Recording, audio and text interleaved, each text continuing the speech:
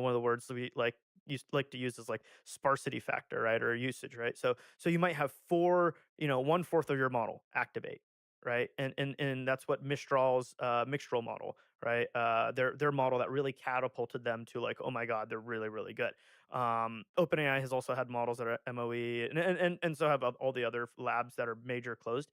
But what DeepSeek did that maybe only the leading labs have only just started recently doing is have such a high sparsity factor, right? It's not one fourth of the model, right? Two out of eight experts activating every time you go through the model. It's eight out of 256. And there's different implementations for mixture of experts where you can have some of these experts that are always activated, which this just looks like a small neural network. And then all the tokens go through that. And then they also go through some that are selected by this routing mechanism. And one of the innovations in DeepSeek's architecture is that they changed the routing mechanism in mixture of expert models. There's something called an auxiliary loss, which effectively means during training, you want to make sure that all of these experts are used across the tasks that the model sees. Why there can be failures in mixture of experts is that when you're doing this training, the one objective is token prediction accuracy. And if you just let training go with a mixture of expert model on your own, it can be that the model learns to only use a subset of the experts. And in the MOE literature, there's something called the auxiliary loss, which helps balance them. But if you think about the loss functions of deep learning, this even connects to the bitter lesson, is that you want to have the minimum inductive bias in your model to let the model learn maximally. And this auxiliary loss, this balancing across experts, could be seen as in tension with the prediction accuracy of the tokens.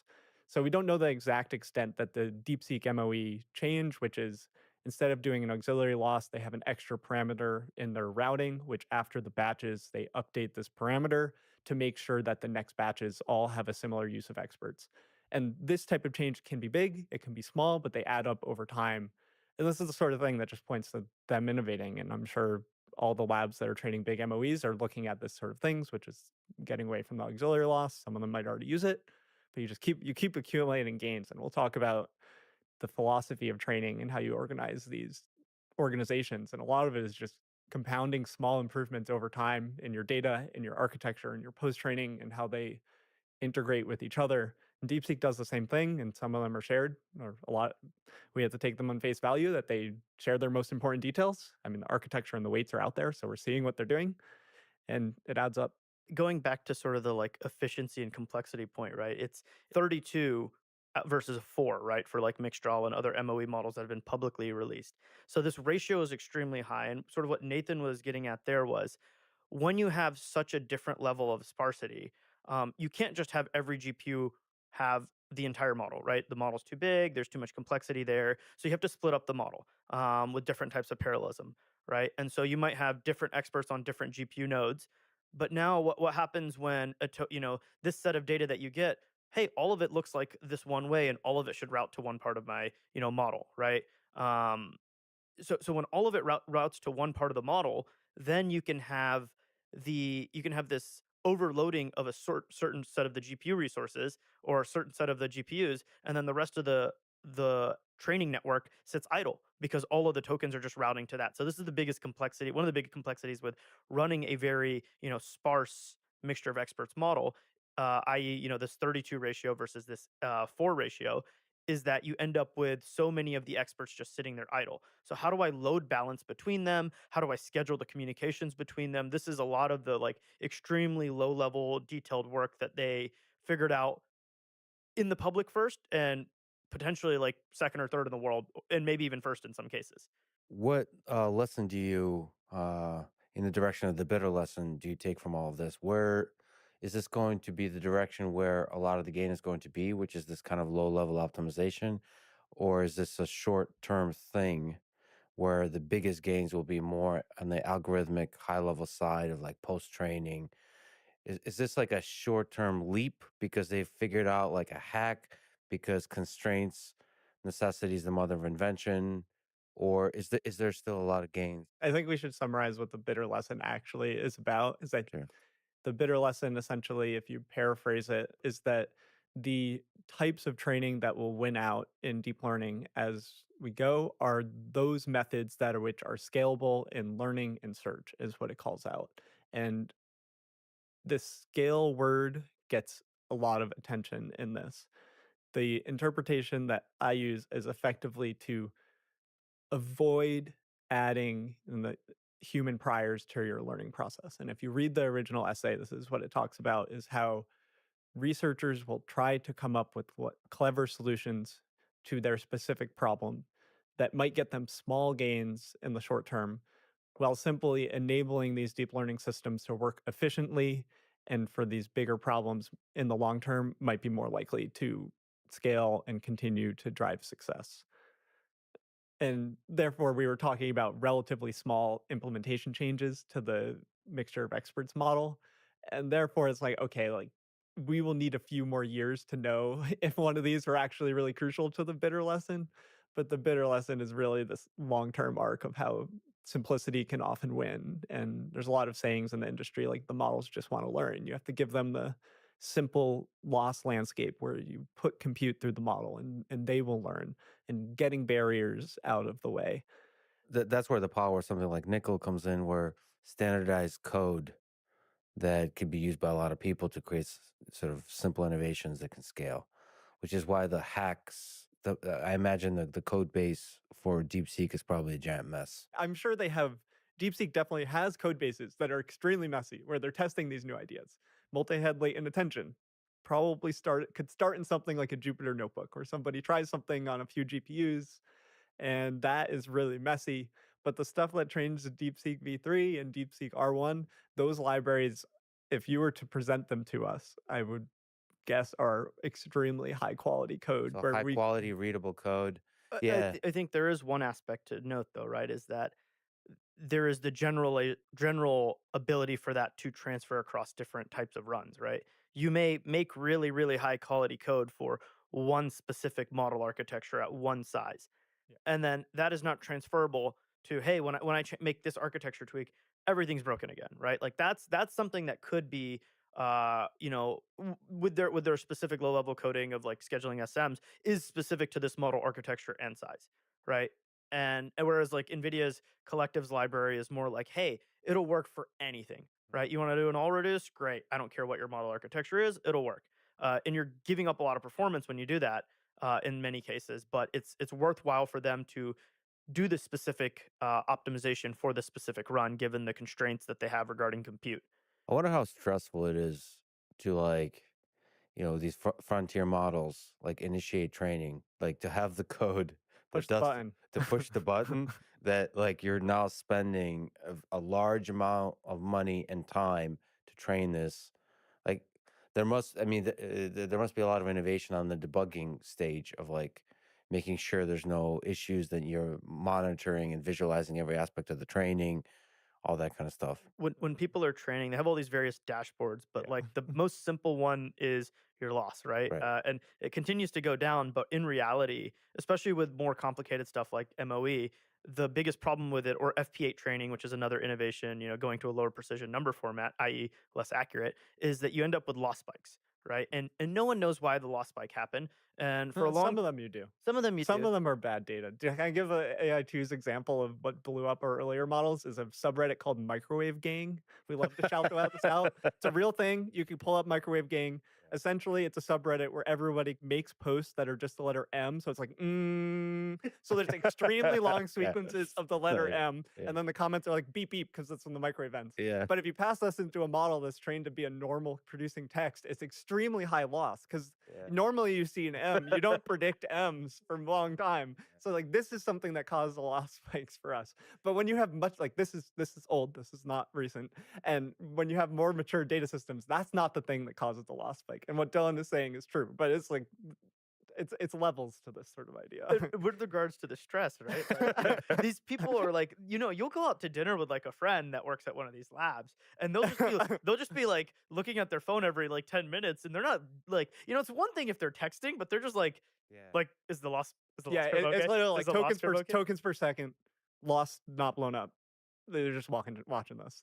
And the heart rate goes up if there's a spike. and some level of spikes is normal, right? It'll recover and be back. Sometimes a lot of the old strategy was like you just stop the run, restart from an old version, and then like change the data mix, and then it keeps going. There are even different types of spikes. So Dirk Greneveld has a theory at AI too that's like fast spikes and slow spikes, where there are sometimes where you're looking at the loss and there are other parameters, you can see it start to creep up and then blow up, and that's really hard to recover from. So you have to go back much further. So you have the stressful period where it's like flat or it might start going up, and you're like, what do I do?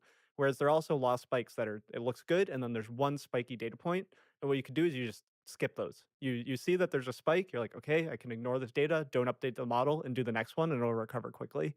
But these like on trickier implementations, so as you get more complex in your architecture and you scale up to more GPUs, you have more potential for your loss blowing up. So it's like And then there's a the whole distribution. idea of grokking also comes in, right? It's like just because it slowed down from improving and loss doesn't mean it's not learning, because all of a sudden it could be like this and it could just spike down and loss again because it truly learned something, right? And it took some time for it to learn that. It's not like a gradual process, right? And that's what humans are like. That's what models are like. So it's really a stressful task, as you mentioned. And the whole time the dollar count is going up. Every company has failed runs. You need failed run to push the envelope on your infrastructure. So a lot of news cycles are made of X company had Y failed run. Every company that's trying to push the frontier of AI has these. So it is yes, it's noteworthy because it's a lot of money and it can be week to month setback, but it is part of the process. But how do you get if you're DeepSeek, how do you get to a place where holy shit, there's a successful combination of hyperparameters A lot of small failed runs.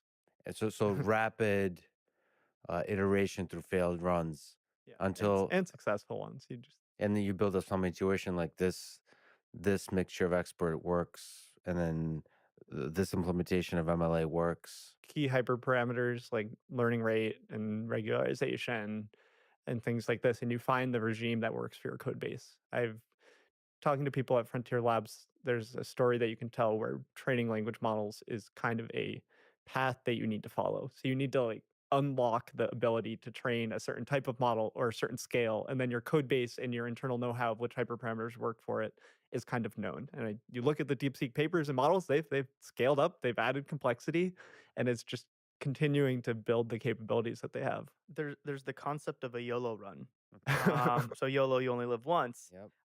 And what it is like, there's all this experimentation you do at the small scale, right? Research ablations, right? Like you have your Jupyter notebook where you're experimenting with MLA on like 3 GPUs or whatever. And you're doing all these different things like, hey, do I do four active experts, 128 experts? Do I arrange the experts this way? All these different model architecture things you're testing at a very small scale, right? Couple researchers, few GPUs, tens of GPUs, hundreds of GPUs, whatever it is. And then all of a sudden you're like, okay, guys, no more fucking around, right? No more screwing around. Everyone take all the resources we have. Let's pick what we think will work and just go for it, right? YOLO. Yeah. And this is where that sort of stress comes in is like, well, I know it works here, but some things that work here don't work here, and some things that work here don't work down here, right? In this Yeah. terms of scale, right? So it's really truly a YOLO run, and sort of like there's this like discussion of like certain researchers just have like this methodical nature, like they can find the whole search space and like figure out all the ablations of different research and really see what is best. And there's certain researchers who just kind of like have that innate gut instinct of like, this is the YOLO run. Like, The I'm Alec looking at the data. Bradford's I of the think year. this is it. This is Um, why you want to work in post training because the GPU cost for training is lower, so you can make a higher percentage of your training runs YOLO runs. Yeah. for now. Yeah, for For now. now, for now. So some of this is fundamentally luck still. Luck is skill, right? In many cases.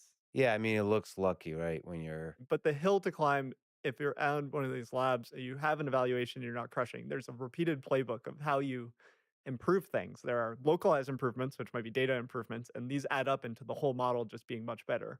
And when you zoom in really close, it can be really obvious that this model is just really bad at this thing, and we can fix it. And you just add these up. So like some of it feels like luck, but on the ground, especially with these new reasoning models we're talking to, is just so many ways that we can poke around and normally it's that some of them give big the, improvements. the search space is near infinite, right? And yet the amount of compute and time you have is very low, and you have to hit release schedules. You have to not get blown past by everyone. Otherwise, what happened with DeepSeek, crushing Meta and Mistral and Cohere and all these guys, they moved too slow, right? They maybe were too methodical. I don't know. They didn't hit the YOLO run, whatever the reason was. Maybe they weren't as skilled. Whatever, you can call it luck if you want, but at the end of the day, it's skill. So 2025 is the year of the YOLO run. It seems like all the labs are like going in. I think it's even more impressive what OpenAI did in 2022.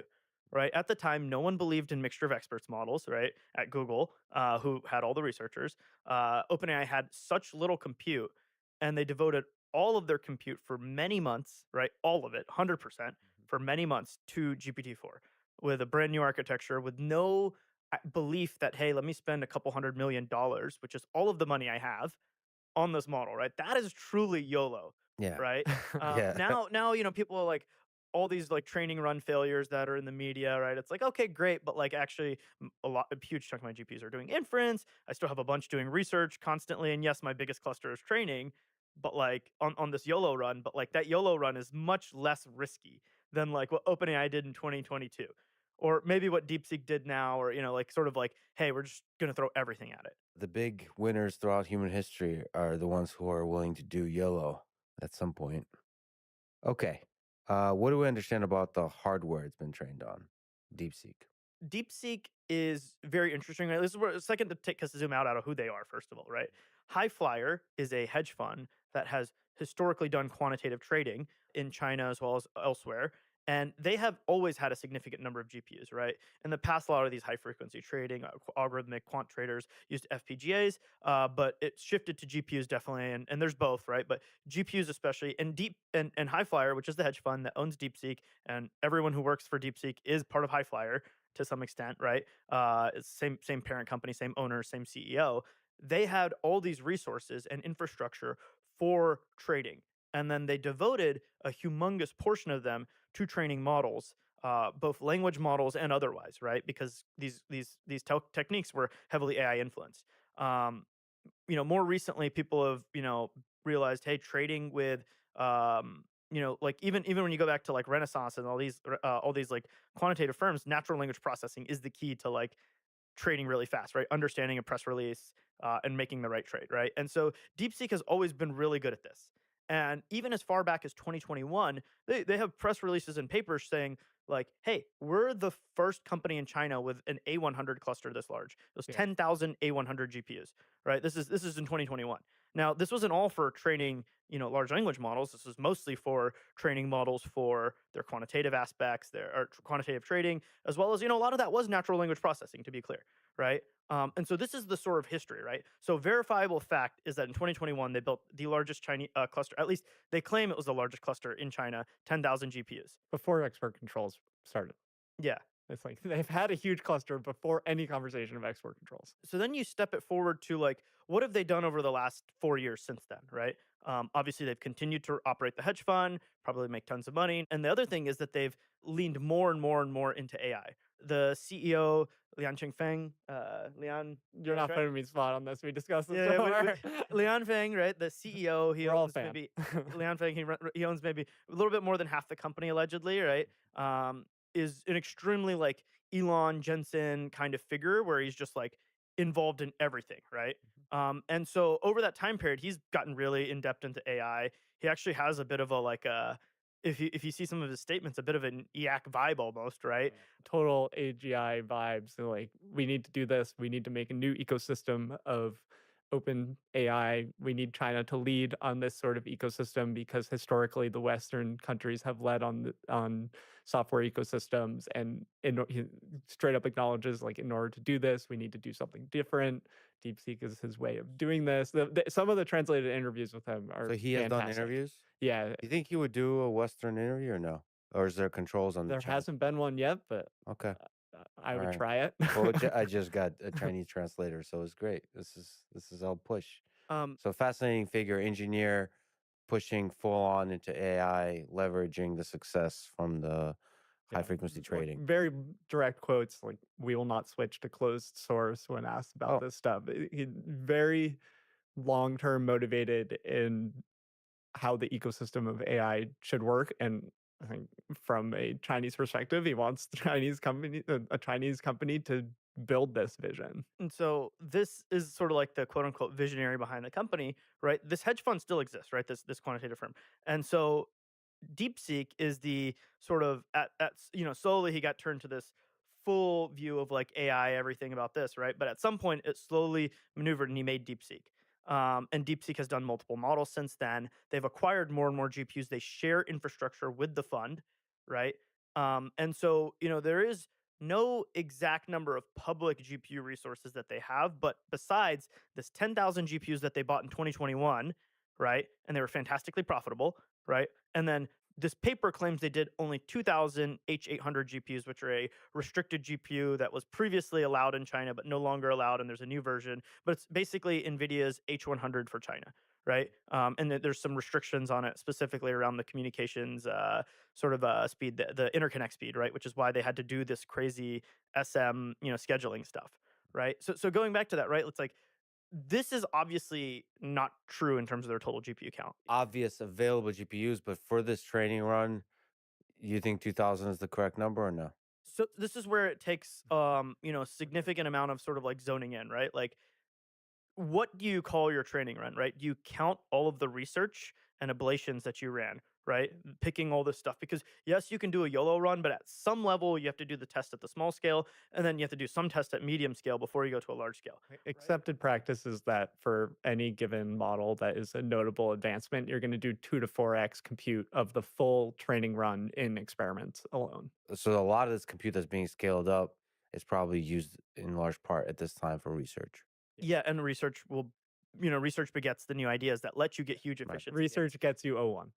Like Right. research gets you breakthroughs, and you need to bet on it. So some of the pricing strategy that we'll discuss has the research baked into the price. So the numbers that DeepSeek specifically said publicly, right, are just the 10,000 GPUs in 2021 and then 2,000 GPUs for only the pre-training for V3. They Mhm. did not discuss cost on R1. They did not discuss cost on all the other RL, right, for the instruct model that they made, right? They only discussed the pre-training for the base model, and they did not discuss anything on research and ablations. And they do not talk about any of the resources that are shared in terms of, hey, the fund is using all these GPUs, right? And we know that they're very profitable and that 10,000 GPUs in 2021. So the some of the research that we've found is that we actually believe they have closer to 50,000 GPUs. We is semi-analysis, so we Yeah. should say that you're sort of one of the world experts in figuring out what everybody's doing in terms of the semiconductor, in terms of cluster build outs, in terms of like who's doing what in terms of training runs. So yeah, so that's the we. Okay, go ahead. Yeah, sorry. We believe they actually have something closer to 50,000 GPUs, right? Yeah. Now this is split across many tasks, right? Again, the fund, um, research and ablations. For ballpark, how much would OpenAI or Anthropic had? I think the clearest example we have, because Meta is also open, they talk about like order of 60K to 100K H100 equivalent GPUs in their training clusters. Right. So like Llama 3, they said they trained on 16,000 H100s, right? But the company of Meta last year publicly disclosed they bought like 400 something thousand GPUs. Yeah. Right. So of course, tiny percentage on the training. Again, like most of it is like serving me the best Instagram reels, right? Or whatever, right? I mean, we could get into a cost of like what is the cost of ownership for a 2,000 GPU cluster, 10,000. Like there's just different sizes of companies that can afford these things, and DeepSeek is reasonably big. Their compute allocation compared is one of the top few in the world. It's not OpenAI, Anthropic, etc., but they have a lot of compute. Can you in general actually just zoom out and also talk about the Hopper architecture, the NVIDIA Hopper GPU architecture, and the difference between H100 and H800, like you mentioned, the interconnects? Yeah, so there's, Ampere was the A100 and then H100 Hopper, right? People use them synonymously in the US because really there's just H100 and now there's H200, right? But same thing, mostly. In China, there have been different salvos of export restrictions. So initially, the U.S. government limited on a two-factor scale, right, which is chip interconnect versus flops, right? So any chip that had interconnects above a certain level and flops above a certain floating point operations above a certain level was restricted. Later, the government realized that this was a flaw in the restriction, and they cut it down to just floating point operations. And so H800 had high flops, low communication. exactly. So the H800 was the same performance as H100 on flops, right? But it didn't. It just had the interconnect bandwidth cut. DeepSeek knew how to utilize this. Hey, even though we're cut back on the interconnect, we can do all this fancy stuff to figure out how to use the GPU fully, anyways, right? Mhm. And so that was back in October 2022. But later in 2023, end of 2023, implemented in 2024, the U.S. government banned the H800, right? And so, by the way, this H800 cluster, these 2,000 GPUs, was not even purchased in 2024, right? It was purchased in late 2023. Mhm. And they're just getting the model out now, right? Because it takes a lot of research, et cetera. H800 was banned, and now there's a new chip called the H20. The H20 is cut back on only flops, but the interconnect bandwidth is the same. And in fact, in some ways, it's better than the H100 because it has better memory bandwidth and memory capacity. So there are, NVIDIA is working within the constraints of what the government sets and then builds the best possible GPU for China. Can we take this extra tangent and we'll return back to the hardware? Is the philosophy, the motivation, the case for export controls? What is it? Dario Amodei just published a blog post about export controls. The case he makes is that if AI becomes super powerful, and he says by 2026 we'll have AGI or super powerful AI, and that's going to give a significant, whoever builds that will have a significant military advantage. And so, because the United States is a democracy, and as says, China is authoritarian or has authoritarian elements, you want a unipolar world where the super powerful military, because of the AI, is one that's a democracy. It's a much more complicated world geopolitically when you have two superpowers with super powerful AI and one is authoritarian. So that's the case he makes. And so the United States wants to use export controls to slow down to make sure that China can't do these gigantic training runs that would be presumably required to build AGI. This is very abstract. I think this can be the goal of how some people describe export controls is this super powerful AI. There's, and you touched on the training run idea. There's not many worlds where China cannot train AI models. I think export controls are kneecapping the amount of compute or the density of compute that China can have. And if you think about the AI ecosystem right now, as all of these AI companies, revenue numbers are up and to the right. Their AI usage is just continuing to grow. More GPUs are going to inference. A large part of export controls, if they work, is just that the amount of AI that can be run in China is going to be much lower. So on the training side, DeepSeek V3 is a great example, which you have a very focused team that can still get to the frontier of AI on this 2000 GPUs is not that hard to get, all considering in the world. They're still going to have those GPUs. They're still going to be able to train models. But if there's going to be a huge market for AI, if you have strong export controls and you want to have 100,000 GPUs just serving the equivalent of ChatGPT clusters, with good export controls, it also just makes it so that AI can be used much less. And I think that is a much easier goal to achieve than trying to debate on what AGI is. And if you have these extremely intelligent autonomous AIs and data centers, like those are the things that could be running in these GPU clusters in the United States, but not in China. To some extent, training a model does effectively nothing, right? Like, Yeah. right, I have a model. The thing that Dario is sort of speaking to is the implementation of that model once trained to then create huge economic growth, huge increases in military capabilities, huge increases in productivity of people, betterment of lives, whatever you want to direct super powerful AI towards, you can. But that requires a significant amounts of compute, right? And so the U.S. government has effectively said, and forever, right? Like training will always be a portion of the total compute. We mentioned Meta's 400,000 GPUs, only 16,000 made Llama, right? So the percentage that Meta's dedicating to inference, now this might be for recommendation systems that are trying to hack our mind into spending more time and watching more ads, or if it's for a super powerful AI that's doing productive things, doesn't matter about the exact use that our, economic system decides. It's that can be delivered whatever way we want. Whereas with China, right, export restrictions, great, you're never going to be able to cut everything off, right? And that's like, I think that's quite well understood by the U.S. government, is that you can't cut everything off. You And know, they'll make their own chips. They're gonna and they're trying to make their own chips. They'll be worse than ours, but this is the whole point is to just keep a gap, right? yeah. And therefore, at some point, as the AI, in a world where 2-3% economic growth, this is really dumb, by the way, right? To cut off, high tech and not make money off of it. But in a world where super powerful AI comes about and then starts creating significant changes in society, which is what all the AI leaders and big tech companies believe. I think super powerful AI is going to change society massively. And therefore, this compounding effect of the difference in compute is really important. There's some sci-fi out there where like AI is like measured in the power of in like how much power is delivered to compute, right? Or how much is being, that's sort of a way of thinking about what's the economic output is just how much power you directing towards that AI. Should we talk about reasoning models with this as a way that this might be actionable as something that people can actually see? So the reasoning models that are coming out with R1 and O1, they're designed to use more compute. There's a lot of buzzy words in the AI community about this: test time compute, inference time compute, whatever. But Dylan has good research on this. You can get to the specific numbers on the ratio of when you train a model. You can look at things about the amount of compute used at training and amount of compute used at inference. These reasoning models are making inference way more important to doing complex tasks.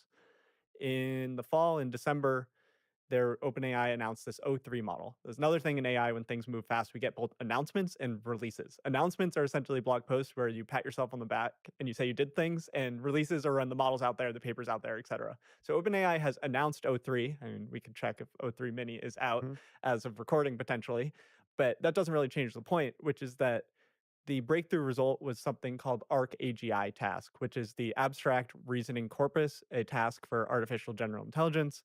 Francois Cholet is the guy who's been. It's a multi-year old paper. It's a brilliant benchmark. And the number for OpenAI O3 to solve this was that it used some sort of number of samples in the API. The API has like thinking effort and number of samples. They used 1,000 samples to solve this task, and it comes out to be like $5 to $20 per question, which you're putting in effectively a math puzzle, and then it takes orders of dollars to answer one question. And this is a lot of compute. If this is going to take off in the US, OpenAI needs a ton of GPUs on inference to capture this. They have this OpenAI ChatGPT Pro subscription, which is $200 a month. Which They Sam said they're losing money on. which means that people are burning a lot of GPUs on inference. And I've signed up with it. I've played with it. I don't think I'm a power user, but I use it. And it's like, that is the thing that a Chinese company with mediumly strong export controls, there will always be loopholes, might not be able to do it all. And if the main result for O3 is also a spectacular coding performance, and if that feeds back into AI companies being able to experiment better. So presumably the idea is for an AGI, much larger fraction of the compute would be used for this test time compute for the reasoning. For the AGI goes into a room and thinks about how to take over the world, and that come back in 2.7 hours, This and, is what and that it's going to take a lot of compute. This is what people like CEO or leaders of OpenAI and Anthropic talk about, is like autonomous AI models, which is you give them a task and they work on it in the background. I think my personal definition of AGI is much simpler. Like I think language models are a form of AGI, and all of this super powerful stuff is a next step that's great if we get these tools. But a language model has so much value in so many domains. It is a general intelligence to me. But this next step of agentic things where they're independent and they can do tasks that aren't in the training data is what the few year outlook that these AI companies are driving for. I think the terminology here that Dario uses is super powerful AI. So I agree with you on the AGI. I think we already have something like that's exceptionally impressive that Alan Turing would for sure say is AGI. But he's referring more to something once in possession of, then you would have a significant military and geopolitical advantage over other nations. So it's not just like you can ask it how to cook an omelet. And he has a much more positive view in his essay, Machines of Love and Grace. I Yes. Yeah. read into this. I don't have enough background in physical sciences to gauge exactly how confident I am in if AI can revolutionize biology. But I'm safe saying that AI is going to accelerate the progress of any computational science. So we're doing a depth first search here on topics, taking tangent of a tangent. So let's continue on that depth first search. You said that you're both feeling the AGI. So what's your timeline? Dario's 2026 for the super powerful AI that's basically agentic to a degree where it's a real security threat, And, that level of AGI? What's your timeline? I don't like to attribute specific abilities because predicting specific abilities and when is very hard. I think mostly if you're going to say that I'm feeling the AGI is that I expect continued rapid surprising progress over the next few years. So something like R1 is less surprising to me from DeepSeek because I expect there to be new paradigms where substantial progress can be made. I think DeepSeek R1 is so unsettling because we're kind of on this path with ChatGPT. It's like it's getting better, it's getting better, it's getting better. And then we have a new direction for changing the models, and we took one step like this and we like took a step up, so it looks like a really fast slope, and then we're going to just take more steps. So like it's just really unsettling when you have these big steps, and I expect that to keep happening. I've tried OpenAI Operator, I've tried Claude computer use. They're not there yet. I understand the idea, but it's just so hard to predict what is the breakthrough that will make something like that work. And I think it's more likely that we have breakthroughs that work in things that we don't know what they're going to do. So like everyone wants agents. Dario has a very eloquent way of describing this, and I just think that it's like there's going to be more than that. So like just expect these things to come. I'm gonna have to try to pin you down to a date on the AGI timeline. Uh, like the nuclear weapon moment.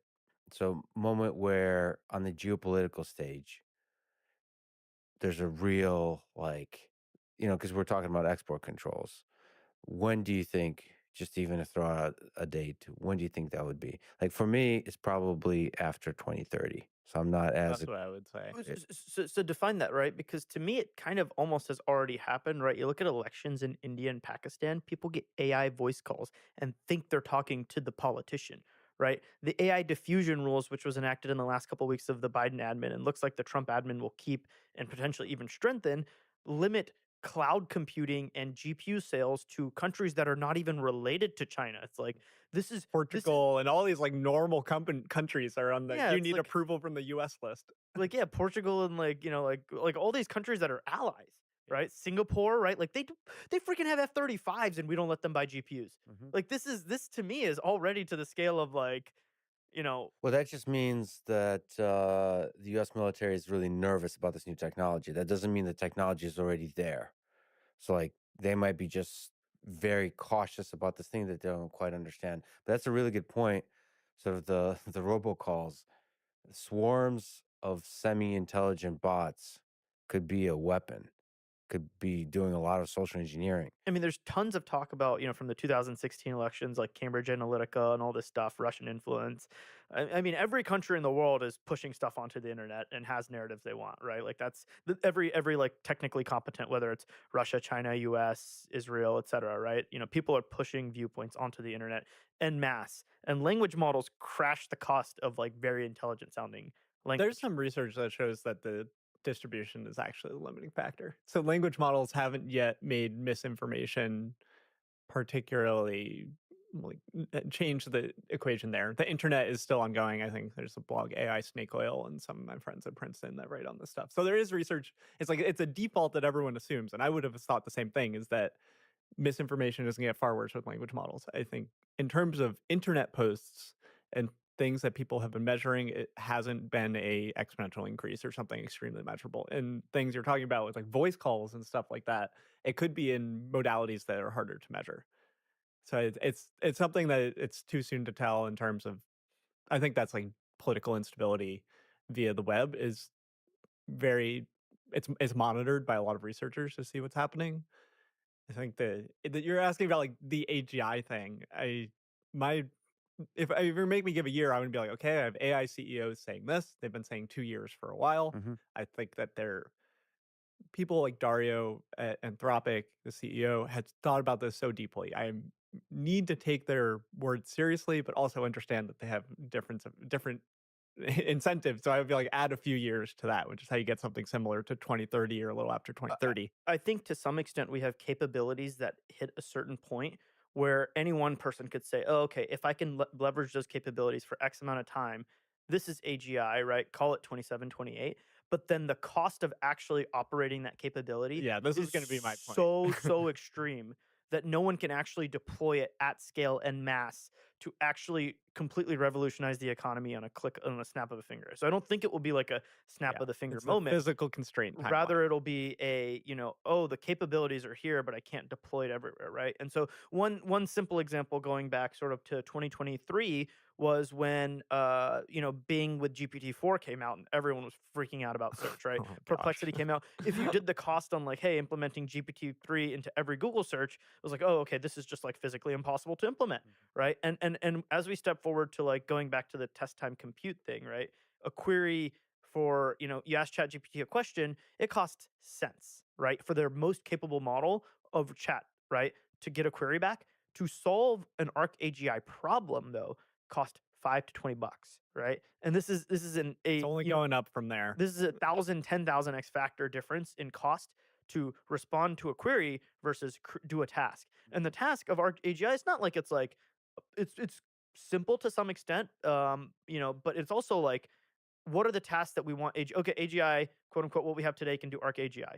3 years from now, it can do much more complicated problems, but the cost is going to be measured in thousands and thousands and hundreds of thousands of dollars of GPU time, and there just won't be enough power, Yeah. GPUs, infrastructure to operate this and therefore shift everything in the world on the snap of the finger. But at that moment, who gets to control and point the AGI at a task? And so this was in Dario's post that he's like, hey, China can effectively and more quickly than us point their AGI at military tasks, right? And they have been in many ways faster at adopting certain new technologies into their military, right? Especially with regards to drones, right? The U.S. maybe has a long-standing, large air sort of, fighter jet type of thing, bombers, but when it comes to asymmetric arms such as drones, they've completely leapfrogged the U.S. and the West. And the fear that Dario is sort of pointing out there, I think, is that yeah, great. We'll have AGI in the commercial sector. The U.S. military won't be able to implement it super fast. Chinese military could, and they could direct all their resources to implementing it in the military, and therefore solving, military logistics or solving some other aspect of like disinformation for targeted certain set of people, so that they can flip a country's politics or something like that. That is actually like catastrophic versus the US just wants to because it'll be more capitalistically allocated just Mm. towards whatever is the highest return on income, which might be like building factories better or whatever. So everything I've seen, uh, people's intuition seems to fail on robotics. So you have this kind of general optimism. I've seen this on self-driving cars. People think it's much easier problem than it is. Similar with drones. Here, I understand it a little bit less, but I've just seen the reality of the war in Ukraine and the usage of drones on both sides. And it seems that humans still far outperform any fully autonomous systems. AI is an assistant, but humans drive. FPV drones, where the humans controlling most of it, just far, far, far outperforms AI systems. So I think it's not obvious to me that we're going to have swarms of autonomous robots anytime soon in the military context. Maybe the fastest I can imagine is 2030, which is why I said 2030 for the super powerful AI. Whenever you have large scale swarms of robots doing military actions, that's when the world just starts to look different to me. So that's the thing I'm really worried about. But there could be cyber war type of technologies that, from social engineering to actually just swarms of robots that find attack vectors in our code bases and shut down power grids, that kind of stuff. And it could be one of those things like on any given weekend or something, power goes out, nobody knows why, and the world changes forever. Just power going out for 2 days in all of the United States. That will lead to murder, to chaos. But going back to export controls, do you see that as a useful way to control the balance of power geopolitically in the context of AI? And I think going back to my viewpoint is if you believe we're in this sort of stage of economic growth and change that we've been in for the last 20 years, the export controls are absolutely guaranteeing that China will win long term, right? If you do not believe AI is going to make significant changes to society in the next 10 years or 5 years, right? Five-year timelines are sort of what the more executives and such of AI companies and even big tech companies believe. But even 10-year timelines, it's reasonable. But once you get to hey, these timelines are below that time period, then the only way to sort of like create a sizable advantage or disadvantage for America versus China is if you constrain compute, because talent is not really something that's constraining, right? China arguably has more talent, right? More STEM graduates, more programmers. The US can draw upon the world's people, which it does. There's tons of, foreigners in the AI industry, So but many of these AI teams are all people without a US passport. yeah, or yeah, I mean, and many of them are Chinese people who are moving to Yeah. move to America, right? And that's great. That's exactly what we want, right? But there's that talent is one aspect, but I don't think that's one that is a measurable advantage for the US or not. It truly is just whether or not compute, right? Now, even on the compute side, when we look at chips versus data centers, right? China has the unprecedented ability to build ridiculous sums of power, clockwork, right? They're always building more and more power. They've got steel mills that like individually are the size of the entire U.S. industry, right? And they've got aluminum mills that consume gigawatts and gigawatts of power, right? And when we talk about what's the biggest data center, right? OpenAI made this huge thing about Stargate, their announcement there. That's like once it's fully built out in a few years, it'll be 2 gigawatts, right, of power, right? And this is still smaller than the largest, industrial facilities in China, right? China, if they wanted to build the largest data center in the world, if they had access to the chips, could. So it's just a question of when, not if, right? So their industrial capacity far exceeds the United States, like Exactly. to the manufacture stuff. Yeah. So so long term they're going to be manufacturing chips there. Chips are a little bit more specialized. I'm specifically referring to the data centers, right? Chips, fabs take huge amounts of power. Don't get me wrong. That's not necessarily the gating factor there. The gating factor on how fast people can build the largest clusters today in the US is power, right? It is whether it's now it could be power generation, power transmission, substations, and all these sorts of transformers and all these things. Building the data center, these are all constraints on the U.S. industry's ability to build larger and larger training systems, as well as deploying more and more inference compute. I think we need to make the point clear on why the time is now for people that don't think about this. Because essentially, with export controls, you're making it so China cannot make or get cutting edge chips.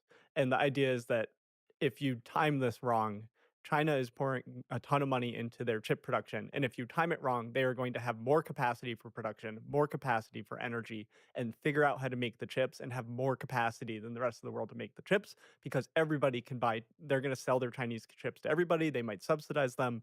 And therefore, if AI takes a long time to become differentiated, we've kneecapped the financial performance of American companies. Yeah. NVIDIA can sell less. TSMC cannot sell to China.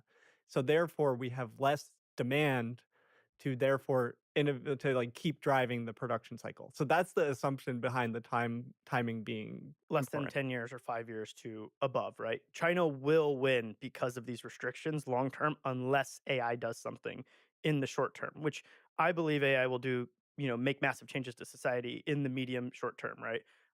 And so that's the big unlocker there. And even today, right? If Xi Jinping decided to get, quote unquote scale pilled, right? I.e., decide that scaling laws are what matters, right? Just like the U.S. executives like Satya Nadella and Mark Zuckerberg and Sundar and all these U.S. executives of the biggest, most powerful tech companies have decided they're scale pilled and they're building multi-gigawatt data centers, right? Whether it's in Texas or Louisiana or Wisconsin, wherever it is, they're building these massive things that cost as much as their entire budget for spending on data centers globally in one spot, right? This is what they've committed to for next year, year after, et cetera. And so they're so convinced that this is the way, that this is what they're doing. But if China decided to, they could do it faster than us. But this is where the restrictions come in. It is not clear that China as a whole has decided, from the highest levels that this is a priority. The U.S. sort of has, right? You see Trump talking about DeepSeek and Stargate within the same week, right? So he's and the Biden admin as well had a lot of discussions about AI and such. It's clear that they think about it. Only just last week did DeepSeek meet the second in command of China, right? Like they have not even met the top, right? They haven't met Xi. Xi hasn't set down, and they only just released a subsidy of 1 trillion RMB, roughly $160 billion, which is closer to the spending of like Microsoft and Meta and Google combined, right, for this year. So it's like they're realizing it just now, but that's where these export restrictions come in and say, hey, you can't ship the most powerful U.S. chips to China. You can ship a cut down version. You can't ship the most powerful chips to all these countries who we know are just going to rent it to China. You have to limit the numbers, right? and the tools. So you and, and can't and same with manufacturing equipment, DPU. tools, all these different aspects. But it all stems from AI, and then what downstream can slow them down in AI. And so the entire semiconductor restrictions, you read them, they are very clear. It's about AI and military civil fusion of technology, right? It's very clear. And then from there it goes, oh well, we're banning them from buying like lithography tools and etch tools and deposition tools, and oh, this random like subsystem from a random company that's like tiny, right? Like, why are we banning this? Because all of it, the US government has decided, is critical to AI systems. I think the fulcrum point is like the transition from 7 nanometer to 5 nanometer chips, where I think it was Huawei that had the 7 nanometer chip a few years ago, which caused another political brouhaha, almost like this moment. And then it's the ASML deep EUV. What is that? Like, Extreme ultraviolet lithography. To set context on the chips, right? What Nathan's referring to is in 2020, Huawei released their Ascend 910 chip, which was an AI chip, first one on 7 nanometer, before Google did, before NVIDIA did. And they submitted it to the MLPerf benchmark, which is sort of a industry standard for machine learning performance benchmark.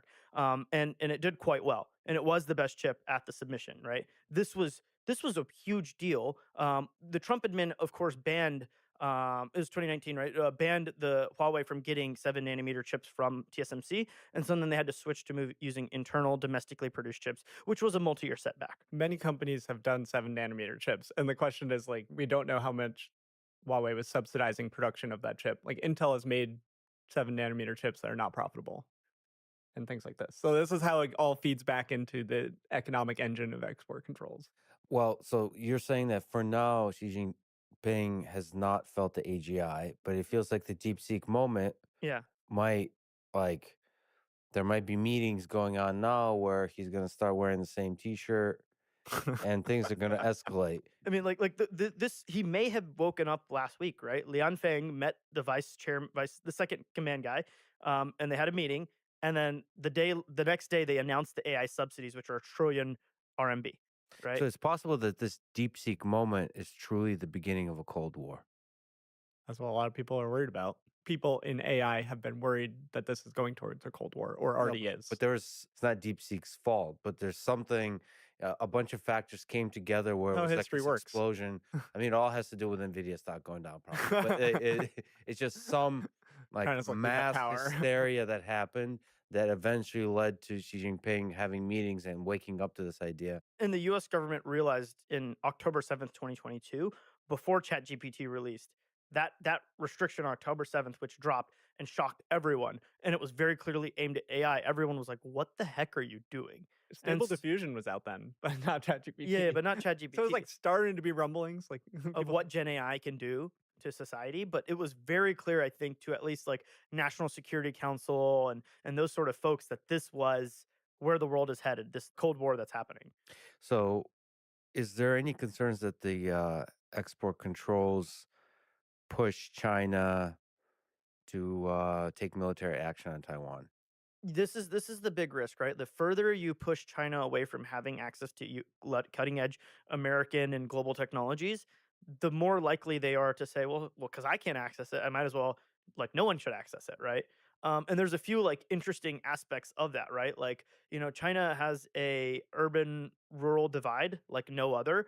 They have a male female birth ratio like no other, to the point where, if you look in most of China, it's like the ratio is not that bad, but when you look at single dudes in rural China, it's like a 30-to-1 ratio. Mhm. And those are disenfranchised dudes, right? Like, quote unquote, like the US has an incel problem, like China does too. It's just they're placated in some way or crushed down. What do you do with these people? And at the same time, you're not allowed to access the most important technology. At least the US thinks so. China's maybe starting to think this is the most important technology by starting to dump subsidies in it, right? They thought EVs and renewables were the most important technology. They dominate that now, right? Now they started thinking about semiconductors in, the late 2010s and early 2020s. And now they've been dumping money and they're catching up rapidly. And they're going to do the same with AI, right? Because they're very talented, right? So the question is like, when does this hit a breaking point, right? And if China sees this as, hey, they can continue, if not having access and starting a true hot war, right, taking over Taiwan or trying to subvert its democracy in some way or blockading it, hurts the rest of the world far more than it hurts them. This is something they could potentially do, right? And so is this pushing them towards that?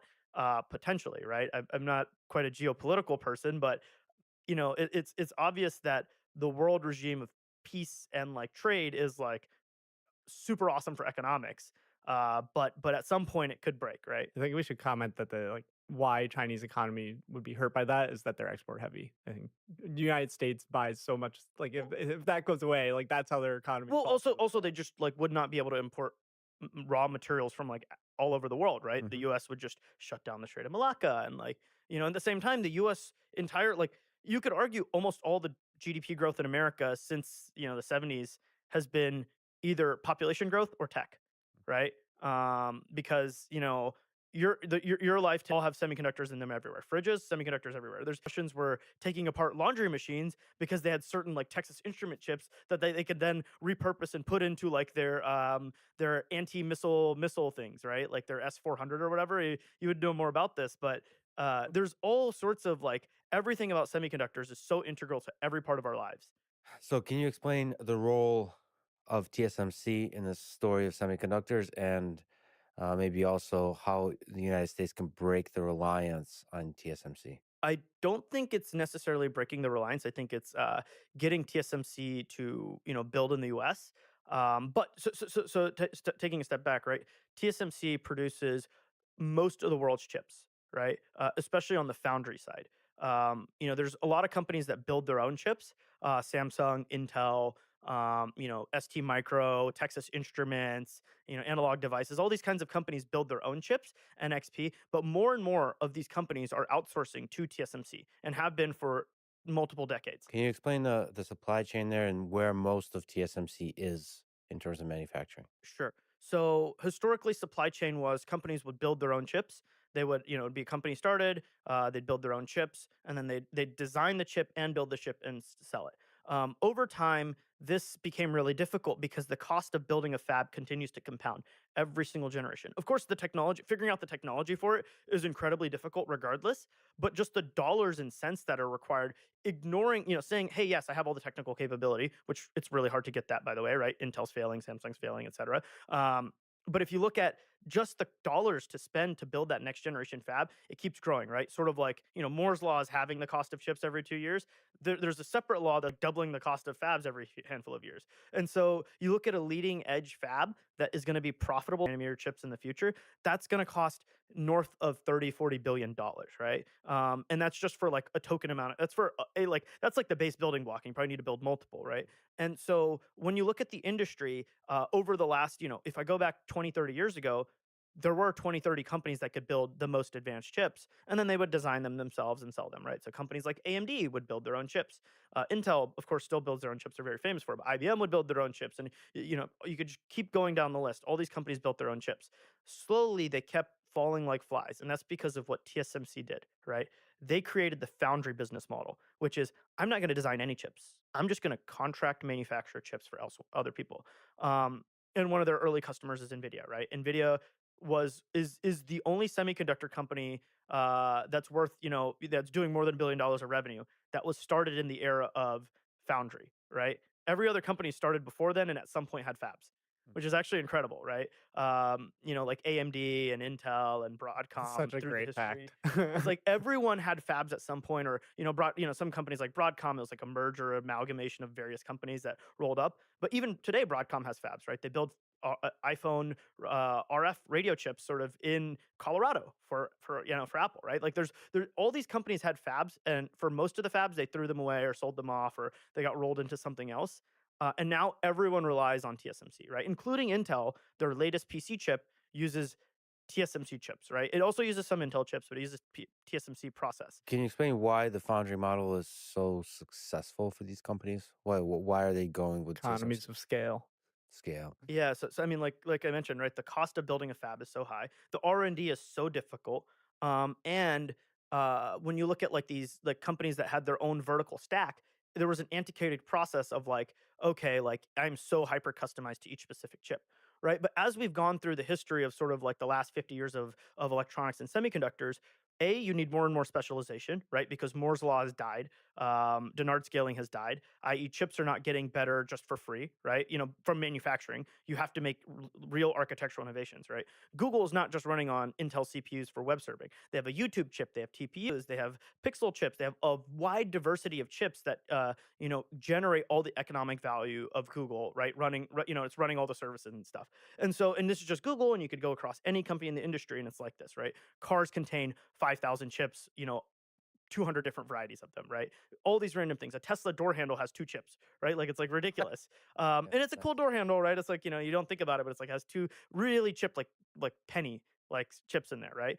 Anyway, so as you have more diversity of chips, as you have more specialization required, and the cost of fabs continues to grow, you need someone who is laser focused on building the best process technology and making it as flexible as possible. I think you could say it simply, which is the cost per fab goes up.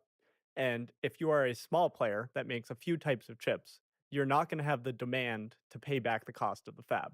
Whereas NVIDIA can have many different customers and aggregate all this demand into one place. And then they're the only person that makes enough money building chips to build the next fab. So this is kind of why the companies slowly get killed because they have 10 years ago a chip that is profitable and is good enough, but the cost to build the next one goes up.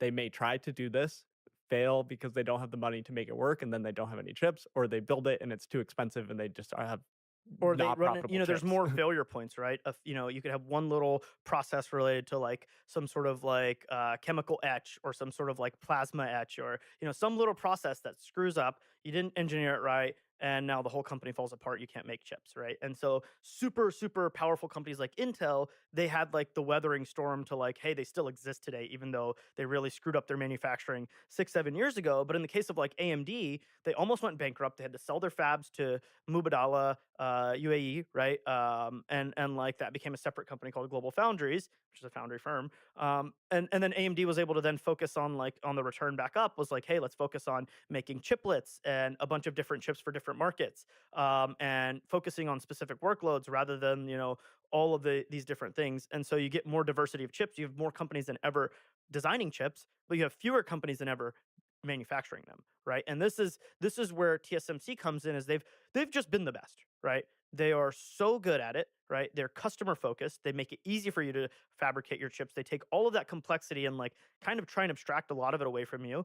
They make good money. They don't make insane money, but they make good money. And and they're able to aggregate all this demand and continue to build the next fab, the next fab, the next fab. So why is Taiwan so special for TSMC? Why is it happening there? Can it be replicated inside the United States? Yeah, so there's aspects of it that I would say yes, and aspects that I'd say no, right?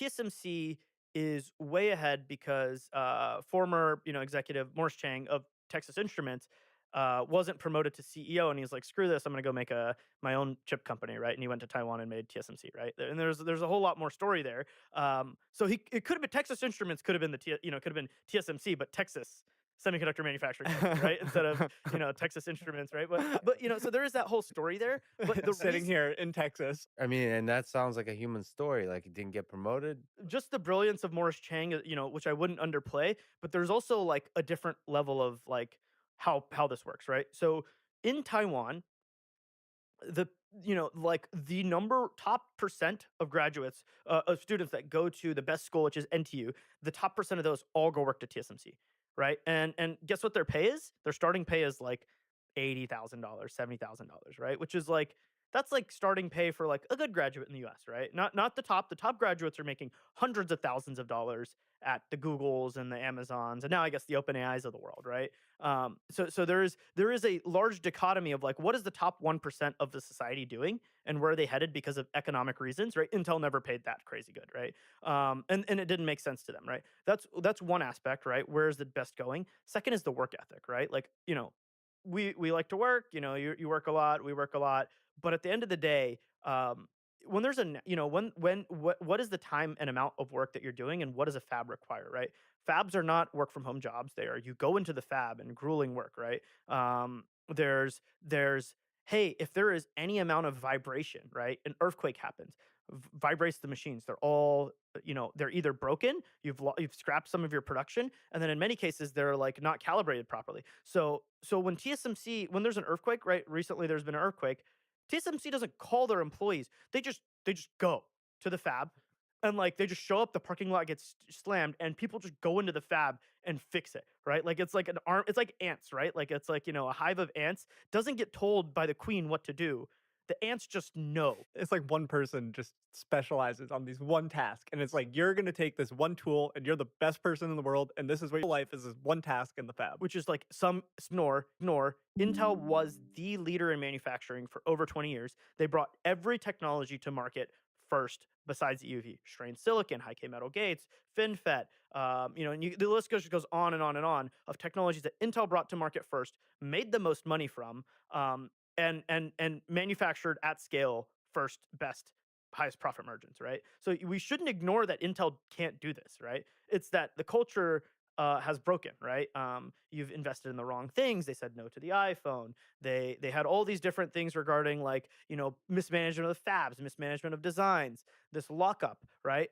And at the same time, all these brilliant people, right? These like 50,000 PhDs, or masters that have been working on specific chemical or physical processes or nano manufacturing processes for decades in Oregon. They're still there. They're still producing amazing work. It's just like getting it to the last mile of production at high yield, where you can where you can manufacture dozens and hundreds of different kinds of chips, and it's good customer experience has broken, right? It's that customer experience. It's like part of it is like people will say Intel was too pompous in the 2010s, right? They just thought they were better than everyone. The tool guys were like, oh, I don't think that this is mature enough. And they're like, you just don't know. We know, right? This sort of stuff would happen. And so can the US bring it to the can the US bring leading edge semiconductor manufacturing to the US? Emphatically, yes, right? And we are, right? It's happening. Like TS Arizona is getting better and better as time goes on. TSMC has built, roughly 20% of their capacity for 5 nanometer in the US, right? Now, this is nowhere near enough, right? 20% of capacity in the US is like nothing, right? And furthermore, this is still dependent on Taiwan existing, right? There's sort of important way to separate it out. There's R&D and there's high volume manufacturing. There are there are three places in the world that are doing leading edge R&D. There's Hsinchu, Taiwan, there's Hillsboro, Oregon, and there is Pyongyang, South Korea. Right? These three places are doing the leading edge R&D for the rest of the world's leading edge semiconductors. Right?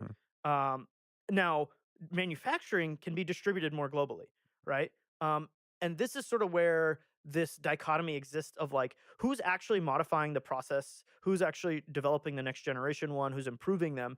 Is Hsinchu, is Hillsboro, is Pyongyang, right? It is not the rest of these, fabs like Arizona, right? Arizona is a paperweight. If Hsinchu disappeared off the face of the planet, within a year, couple years, Arizona would stop producing too, right? It's actually like pretty critical. One of the things I like to say is if I had like a few missiles, I know exactly where I could cause the most economic damage, right? It's not targeting the White House, right? It's the not R&D centers. It's the R&D centers for TSMC, Intel, Samsung, and then some of the memory guys, Micron and Hynix. Because they define the future evolution of these semiconductors, and everything's moving so rapidly that it really is fundamentally about R&D. And it is all about TSMC. Huh. And so TSMC, you cannot purchase a vehicle without TSMC chips, right? You cannot purchase a fridge without TSMC chips. You cannot like I think one of the few things you can purchase ironically is a Texas Instruments like graphing calculator, right? Because they actually manufacture in Texas. But like outside of that, like a laptop, a phone, Depressing. anything servers, right? GPUs, none of this stuff can exist. And this is without TSMC. And in many cases, it's not even like the leading edge, sexy 5 nanometer chip, 3 nanometer chip, 2 nanometer chip. Oftentimes it's just like some stupid power IC that's like converting from like, some voltage to another, right? And it's made at TSMC, right? This It's is like what China is investing in as well. It's like they can build out this long tail fab where the techniques are much more known. You don't have to figure out these problems with EUV. They're for things like the car door handles and the random stuff. And that trickles down into this whole economic discussion as well, which is they have far more than we do. And having supply for things like this is crucial to normal life. So they're starting to invest in high volume manufacture, but they're not doing R&D So as they much. do R&D on their own. They're just way behind, right? Yeah. So I would say like in 2015, China had a 5-year plan where they defined by 2025 and 2020 certain goals, including like 80% domestic production of semiconductors. Mhm. They're not going to hit that, right? To be clear, but they are in certain areas really close, right? Like BYD is probably going to be the first company in the world to not have to use TSMC for making, because they have their own fabs, right? For making chips. Now they still have to buy some chips from foreign, for example, like around like self-driving ADAS capabilities, because those are really high end. But at least like like an internal combustion engine has 40 chips in an EV, just for like controlling like flow rates and all these things. And EVs are even more complicated. So all these different power ICs and battery management controllers and all these things, they're insourcing, right? And this is something that like China has been doing since 2015. Now, as far as like the trailing edge, they're getting so much capacity there. As far as the leading edge, right, i.e., this 5 nanometer and so on and so forth, right, where GPUs they are still behind. And this is the U.S. restrictions are trying to stop them in the latter. But all that's happened, is yes, they've slowed down their 5 nanometer, 3 nanometer, et cetera, but they've accelerated their 45 nanometer, 90 nanometer power IC or analog IC or random chip in my keyboard, right? That kind of stuff. So there is an angle of like the US's actions have been so from these export, from the angle of the export controls have been so inflammatory at slowing down China's progress on the leading edge that they've turned around and have accelerated their progress elsewhere because they know this is so important, right? If the US is going to lock them out here, what if they lock us out here as well in the trailing edge? And so going back, can the US build it here? Um, Yes, but it's gonna take a ton of money. I truly think like to revolutionize and completely insource semiconductors would take a decade and $1 trillion. Is some of it also culture?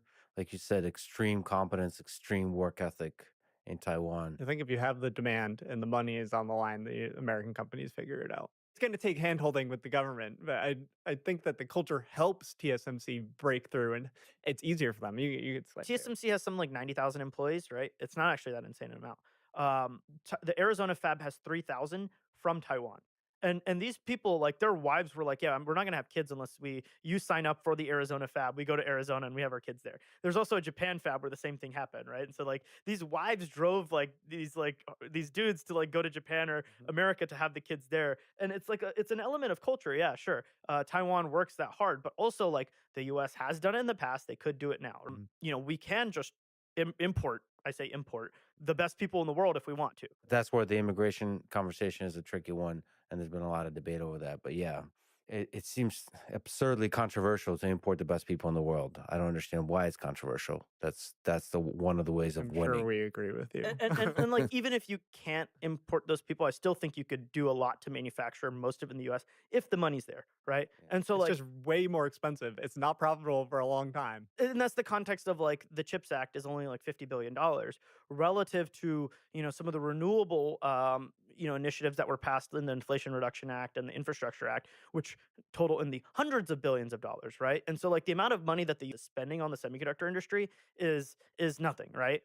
Whereas all these other countries have structural advantages in terms of like work ethic and amount of work and like things like that, but also a number of STEM graduates, the percentile of their best going to that, right? But they also have like differences in terms of like, hey, there's just tax benefits in the law and have been in the law for 20 years, right? And then some countries have massive subsidies, right? China has something like $200 billion of semiconductor subsidies a year. We're talking about $50 billion in the US over like 6, right? So the girth or difference in like the subsidy amounts is also huge, right? And so I think Trump has been talking about tariffing Taiwan recently. That's sort of like one of these things that's like, oh, okay, well, like, maybe he doesn't want to subsidize the US semiconductor industry. Obviously, tariffing Taiwan is going to cost a lot of things to go get much more expensive, but does it change the equation for TSMC building more fabs in the US? That's what he's sort of positing, right? So can you lay out the so we laid out the importance. By the way, it's incredible how much you know about so much. We told you Dylan knows all this stuff. Yeah. So but okay, you laid out why TSMC is really important.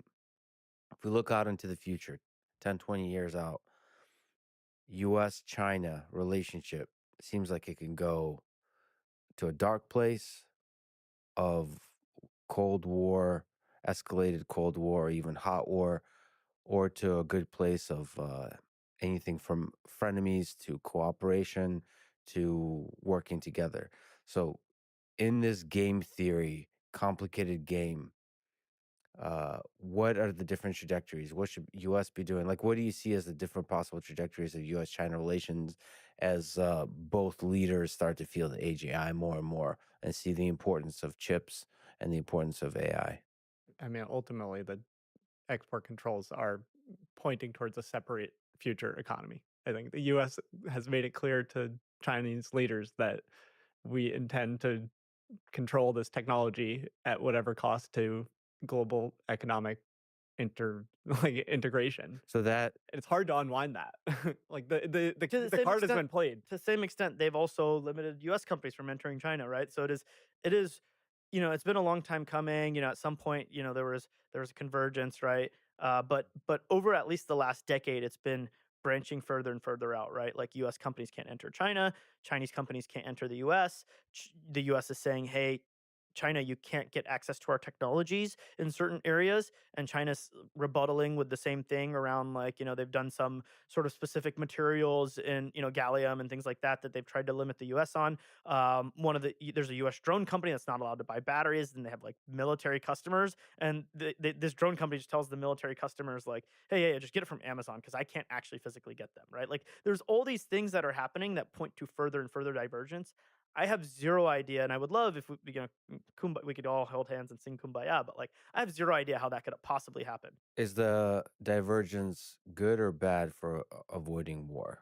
Is it possible that the divergence in terms of manufacture of chips, of training AI systems is actually good for It's avoiding military It's an conflict? objective fact that the world has been the most peaceful it's ever been when there are global hegemons, right? Or regional hegemons, right? In historical context, right? The Mediterranean was the most peaceful ever when the Romans were there, right? China had very peaceful and warring times, and the peaceful times were when dynasties had a lockhold over not just themselves, but all their tributaries around them, right?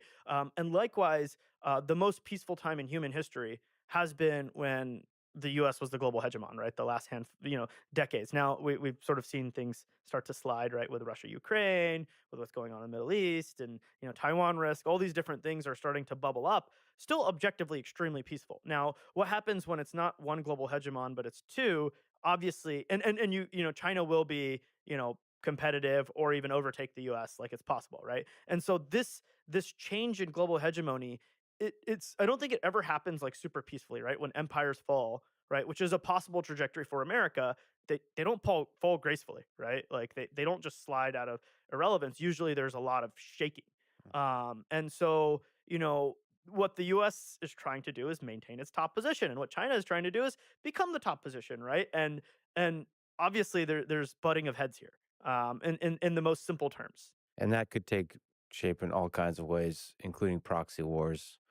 Yeah, it And that will seems like it's already happening. Like as much as I want there to be centuries of prolonged peace, it does not. It looks like further instability internationally is ahead. And the US's like sort of like current task is like, hey, if we control AI, if we're the leader in AI, then and AI significantly accelerates progress, then we can maintain the global hegemony position, and therefore, I you know, hope that works. and as an American, like kind of like, okay, I guess that's going to lead to peace for us.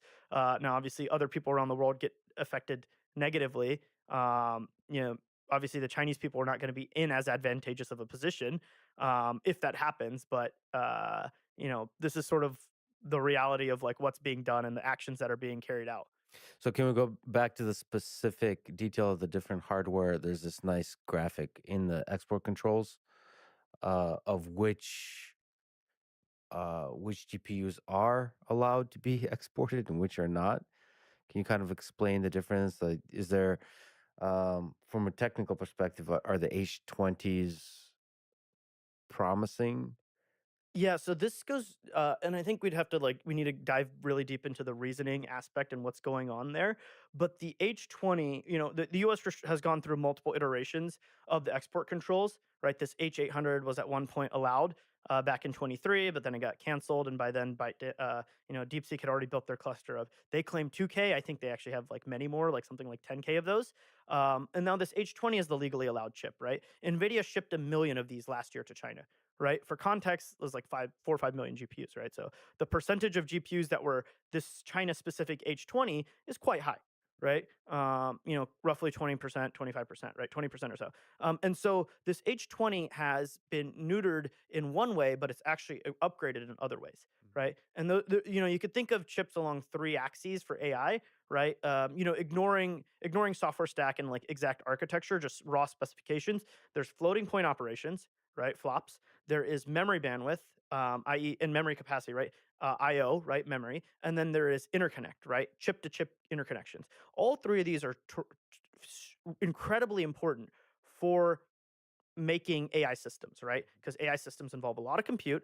They involve a lot of moving memory around, whether it be to memory or to other chips, right? And so these 3 vectors, the U.S. initially had had 2 of these vectors controlled and one of them not controlled, which was flops and interconnect bandwidth were initially controlled.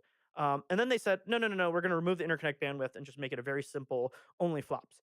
But now NVIDIA can now make a chip that has okay, it's cut down on flops. No, it's like 1/3 that of the H100, right? In on spec sheet paper performance for flops.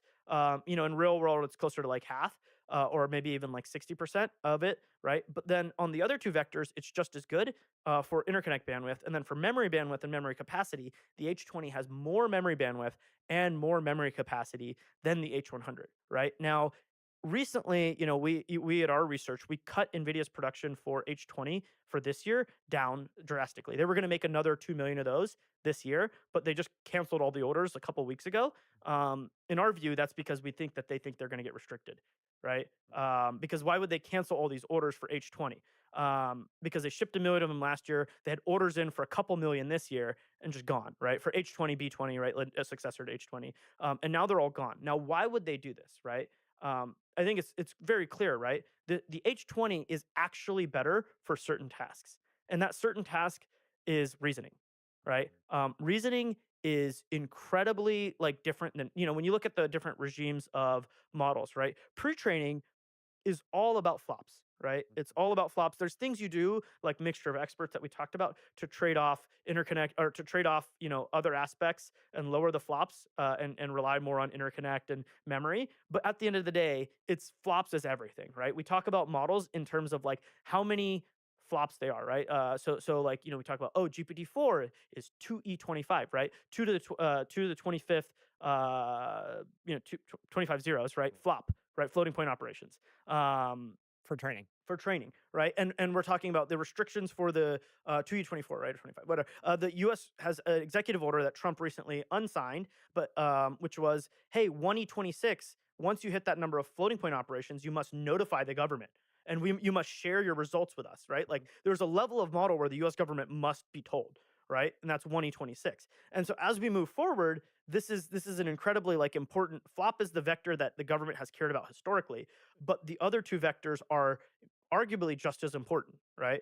And especially when we come to this new paradigm, which the world is only just learning about over the last 6 months, right? Reasoning. And do we understand firmly which of the 3 dimensions is best for reasoning? So interconnect, the flops don't matter as much. Is it memory?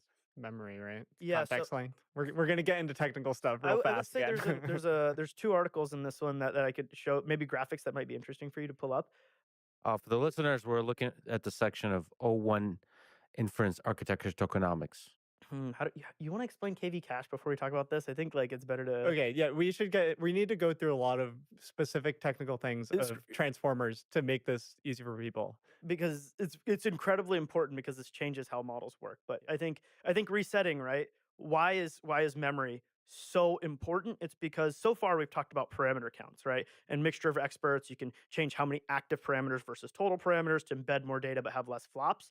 But more important, another aspect of, what's part of this humongous revolution in the last handful of years is the transformer, right? And the attention mechanism. Attention mechanism is that the model understands the relationships between all the words in its context, right? And that is separate from the parameters themselves, right? And that is something that you must calculate, right? How each token, right, each word in the context length is relatively connected to each other, right? And I think Nathan, you Yeah, can it's explain like KV cache better. KV cache is one of the optimizations yeah. that So the enable. attention operator has three core things. It's queries, keys, and values. QKV is the thing that goes into this. You'll look at the equation. You see that these matrices are multiplied together.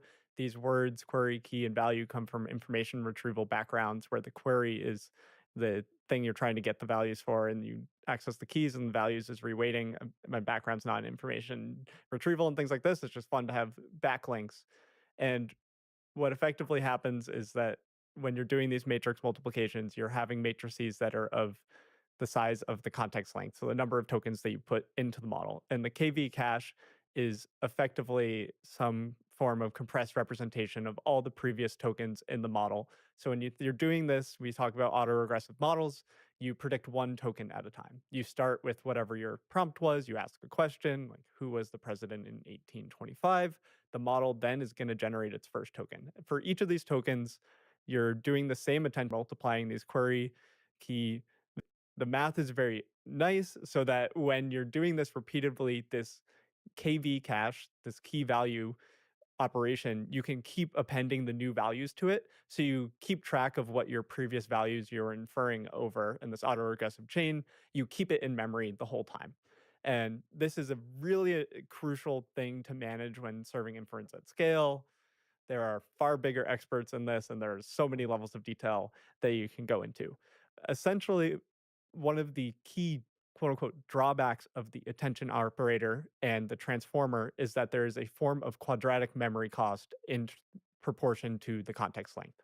So as you put in longer questions, the memory used in order to make that computation is going up in the form of a quadratic. You'll hear about a lot of other language model architectures that are like subquadratic or linear attention forms, which is like state space models. We don't need to go down all these now. And then there's innovations on attention to make this memory usage and the ability to attend over long contexts much more accurate and high performance. And those innovations are going to help you with, I mean, you're highly memory They constrained. help with memory constraint and performance. So if you put in a book into, I think Gemini is the model that has the longest context length that people are using. Gemini is known for 1 million and now 2 million context length. You put a whole book into Gemini, and sometimes it'll draw facts out of it. It's not perfect. They're getting better, but so there's two things. It's like one, to be able to serve this on the memory level. Google has Magic with their TPU stack where they can serve really long contexts. And then there's also many decisions along the way to actually make long context performance work. This applies to data. There's subtle changes to these computations in attention, and it changes the architecture. But serving long context is extremely memory constrained, especially when you're making a lot of predictions. I actually don't know why input and output tokens are more expensive, but I think essentially output tokens, you have to do more computation because you have to sample from the model. I can explain that. So today, if you use a model, like you look at an API, OpenAI charges a certain price per million tokens, right? And that price for input and output tokens is different, right? And the reason is that there is when you're inputting a query into the model, right? Let's say you have a book, right? That book you must now calculate the entire KV cache for, right? This key value cache. And so when you do that, that is a parallel operation. All of the tokens can be processed at one time, and therefore you can dramatically reduce how much you're spending, right? The flop requirements for generating a token and an input token are identical, right? If I input one token or if I generate one token, it's completely identical. I have to go through the model, right? But the difference is that I can do that input, i.e., the prefill, i.e., the prompt, simultaneously in a batch nature, right? And therefore it is all flop. I think the pricing model mostly they use is about 1/4 the price of the output tokens. Correct. But then output tokens, the reason why it's so expensive is because I can't do it in parallel, right? It's autoregressive. Every time I generate a token, I must not only I must not only read the whole entire model into memory, right? And activate it, right? Go calculate it to generate the next token. I also have to read the entire KV cache. And I generate a token, and I append that one token I generated and its KV cache, and then I do it again, right? And so therefore, this is a non-parallel operation. And this is one where you have to, in the case of prefill or prompt, you pull the whole model in and you calculate 20,000 tokens at once, right? So If it's a these are 20,000 features that APIs are shipping, which is like prompt caching, pre-filling, because you can drive prices down and you can make APIs much faster. If you know you're going to keep, if you run a business and you're going to keep passing the same initial content to Claude's API, you can load that in to the Anthropic API and always keep it there.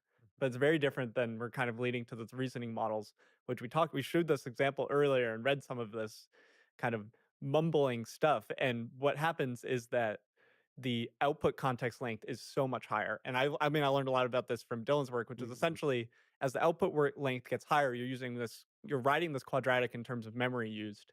And then the GPUs that we have, effectively, you're going to run out of memory and they're all trying to serve multiple requests at once. So doing this batch processing where not all of the prompts are exactly the same, really complex handling.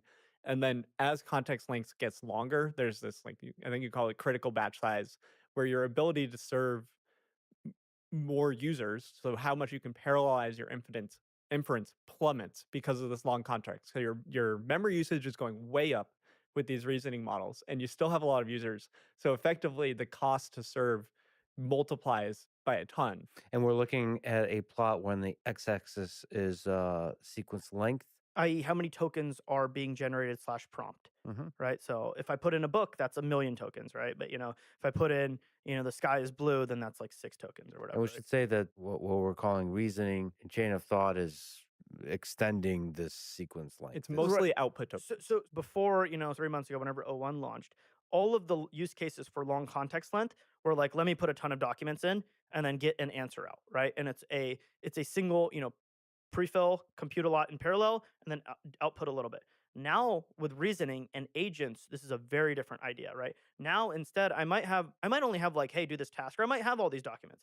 But at the end of the day, the model is not just like producing a little bit, right? It's producing tons of information. This chain of thought Tens of thousands just of continues to go tokens. and go and go and go. And so the sequence length is effectively that if it's generated 10,000 tokens, it's 10,000 sequence length, right? Or and plus whatever you inputted in the prompt. And so what this chart is showing, and it's a logarithmic chart, right, is as you grow from 1K to 4K or 4K to 16K, the memory requirements grow so fast for your KV cache that you end up not being able to run a certain number of your sequence length is capped, or the number of users you Let's can say the serve. model. So this is showing for a 405B model and batch size 64. Llama 31405B. Yeah, and batch size is crucial to essentially they just like you want to have higher batch size to parallel your throughput. 64 different users at once, right? Yeah. And therefore your serving costs are lower, right? Because the server costs the same, right? This is 8 H100s, roughly $2 an hour per GPU. That's $16 an hour, right? That is like somewhat of a fixed cost. You can do things to make it lower, of course, but like it's like $16 an hour. Now, how many users can you serve? How many tokens can you generate? And then you divide the two, and that's your cost, right? And so with reasoning models, this is where a lot of the complexity comes about and why memory is so important. Because if you have limited amounts of memory, then you can't serve so many users. If you have limited amounts of memory, your serving speeds get lower, right? And so your costs get a lot worse. Because all of a sudden, if I was used to, hey, on this $16 an hour server, I'm serving Llama 405B, or if I'm serving, DeepSeek V3, and it's all chat style applications, i.e., we're just chit chatting, the sequence lengths are 1,000, few thousand, right? When you use a language model, it's a few thousand context length most times. Sometimes you're dropping a big document, but then you process it, you get your answer, you throw it away, right? You move on to the next thing, right? Whereas with reasoning, I'm now generating tens of thousands of tokens in sequence, right? And so this memory, this KV cache has to stay resident. And you Yeah. have to keep loading it. You have to keep it in memory constantly. And now this butts out other users, right? If there's now a reasoning task, right, and the model is capable of reasoning, then all of a sudden that memory pressure means that I can't serve as many users simultaneously. Let's go into DeepSeek again. So we're in the post DeepSeek R1 time, I think, and there's two sides to this market watching how hard it is to serve it. On one side, we're going to talk about DeepSeek themselves. They now have a chat app that got to number one on the App Store. Disclaimer, number one on the App Store is measured by velocity, so it's not necessarily saying that more people have the DeepSeek app than the ChatGPT app. Yep. But it is still remarkable. Claude has never hit the number one in the App Store, even though everyone in San Francisco is like, oh my God, you got to use Claude, don't use ChatGPT. So DeepSeek hit this. They also launched an API product recently where you can ping their API and get these super long responses for R1 out. At the same time as these are out, we'll get to what's happened to them. because the model weights for DeepSeek R1 are openly available and the license is very friendly, the MIT license commercially available, all of these mid-sized companies and big companies are trying to be first to serve R1 to their users. We were trying to evaluate R1 because we have really similar research going on. We released the model and we're trying to compare to it. And out of all the companies that are quote unquote serving R1, and they're doing it at prices that are way higher than the DeepSeek API, most of them barely work and the throughput is really low. To give context, right? Everyone, one of the parts of like freaking this out was like China reached capabilities. The other aspect is they did it so cheap, right? And the so cheap, we kind of talked about on the training side why it was so cheap. Yeah, let's talk about why it's so cheap on the inference. It works well and it's cheap. Why Yeah. is R1 so damn cheap? So I think there's a couple factors here, right?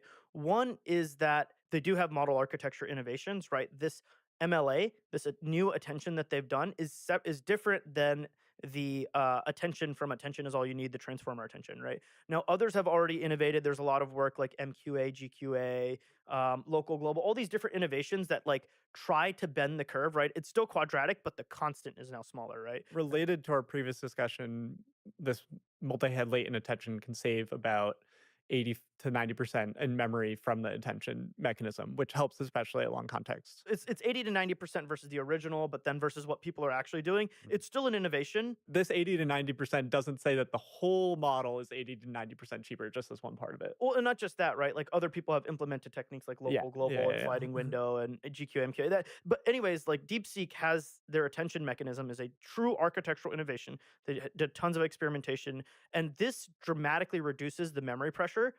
Right? It's still it's still attention. It's still quadratic. It's just dramatically reduced it relative to prior forms. Yeah, right. That's the memory pressure. I should say, in case people don't know, R1 is 27 times cheaper than O1. We Yes. think that OpenAI had a large. So that's one- There's multiple factors. We should break down the factors. I think It's $2 per million token output for R1 and $60 per million token output for O1. yeah. Let's look at this. So I think this is very important, right? OpenAI is, that drastic gap between DeepSeek in pricing. But DeepSeek is offering the same model because they open weighted it to everyone else for a very similar, like much lower price than what others are able to serve it for, right? So there's two factors here, right? Their model is cheaper, right? It is 27 times cheaper. Well, I don't remember the number exactly off the top of my head. So we're looking at a graphic that's showing different places V3, Yep. DeepSeek V3, which is similar to DeepSeek R1, and there's a vast difference in than what So like part of it is OpenAI has a fantastic margin, right? They're serving when they're doing inference, their gross margins are north of 75%, right? So that's a 4 to 5x factor right there of the cost difference is that OpenAI is just making crazy amounts of money because they're the only one with the capability. Do they need that money? Are they using it for R&D? They're losing money, obviously, as a company because they spend so much on training, right? So the Okay. inference itself is a very high margin, but it doesn't recoup the cost of everything else they're doing. Okay. So yes, they need because the revenue and margins pay for continuing to build the next thing, right? So- Alongside raising more money. So the suggestion is that DeepSeek is like really bleeding out money. Well, so here's one thing, right? We'll get to this in a second, but like DeepSeek doesn't have any capacity to actually serve the model. They stopped signups. The ability to use it is like non-existent now, right? For most people, because so many people are trying to use it, they just don't have the GPUs to serve it, right? OpenAI has hundreds of thousands of GPUs between them and Microsoft to serve their models. DeepSeek has a factor of much lower, right? Even if you believe our research, which is 50,000 GPUs, and a portion of those are for research, portion of those are for the hedge fund, right? They still have nowhere close to the GPU volumes and capacity to serve the model, right, at scale. So it is cheaper. A part of that is OpenAI making a ton of money. Is DeepSeek making money on their API?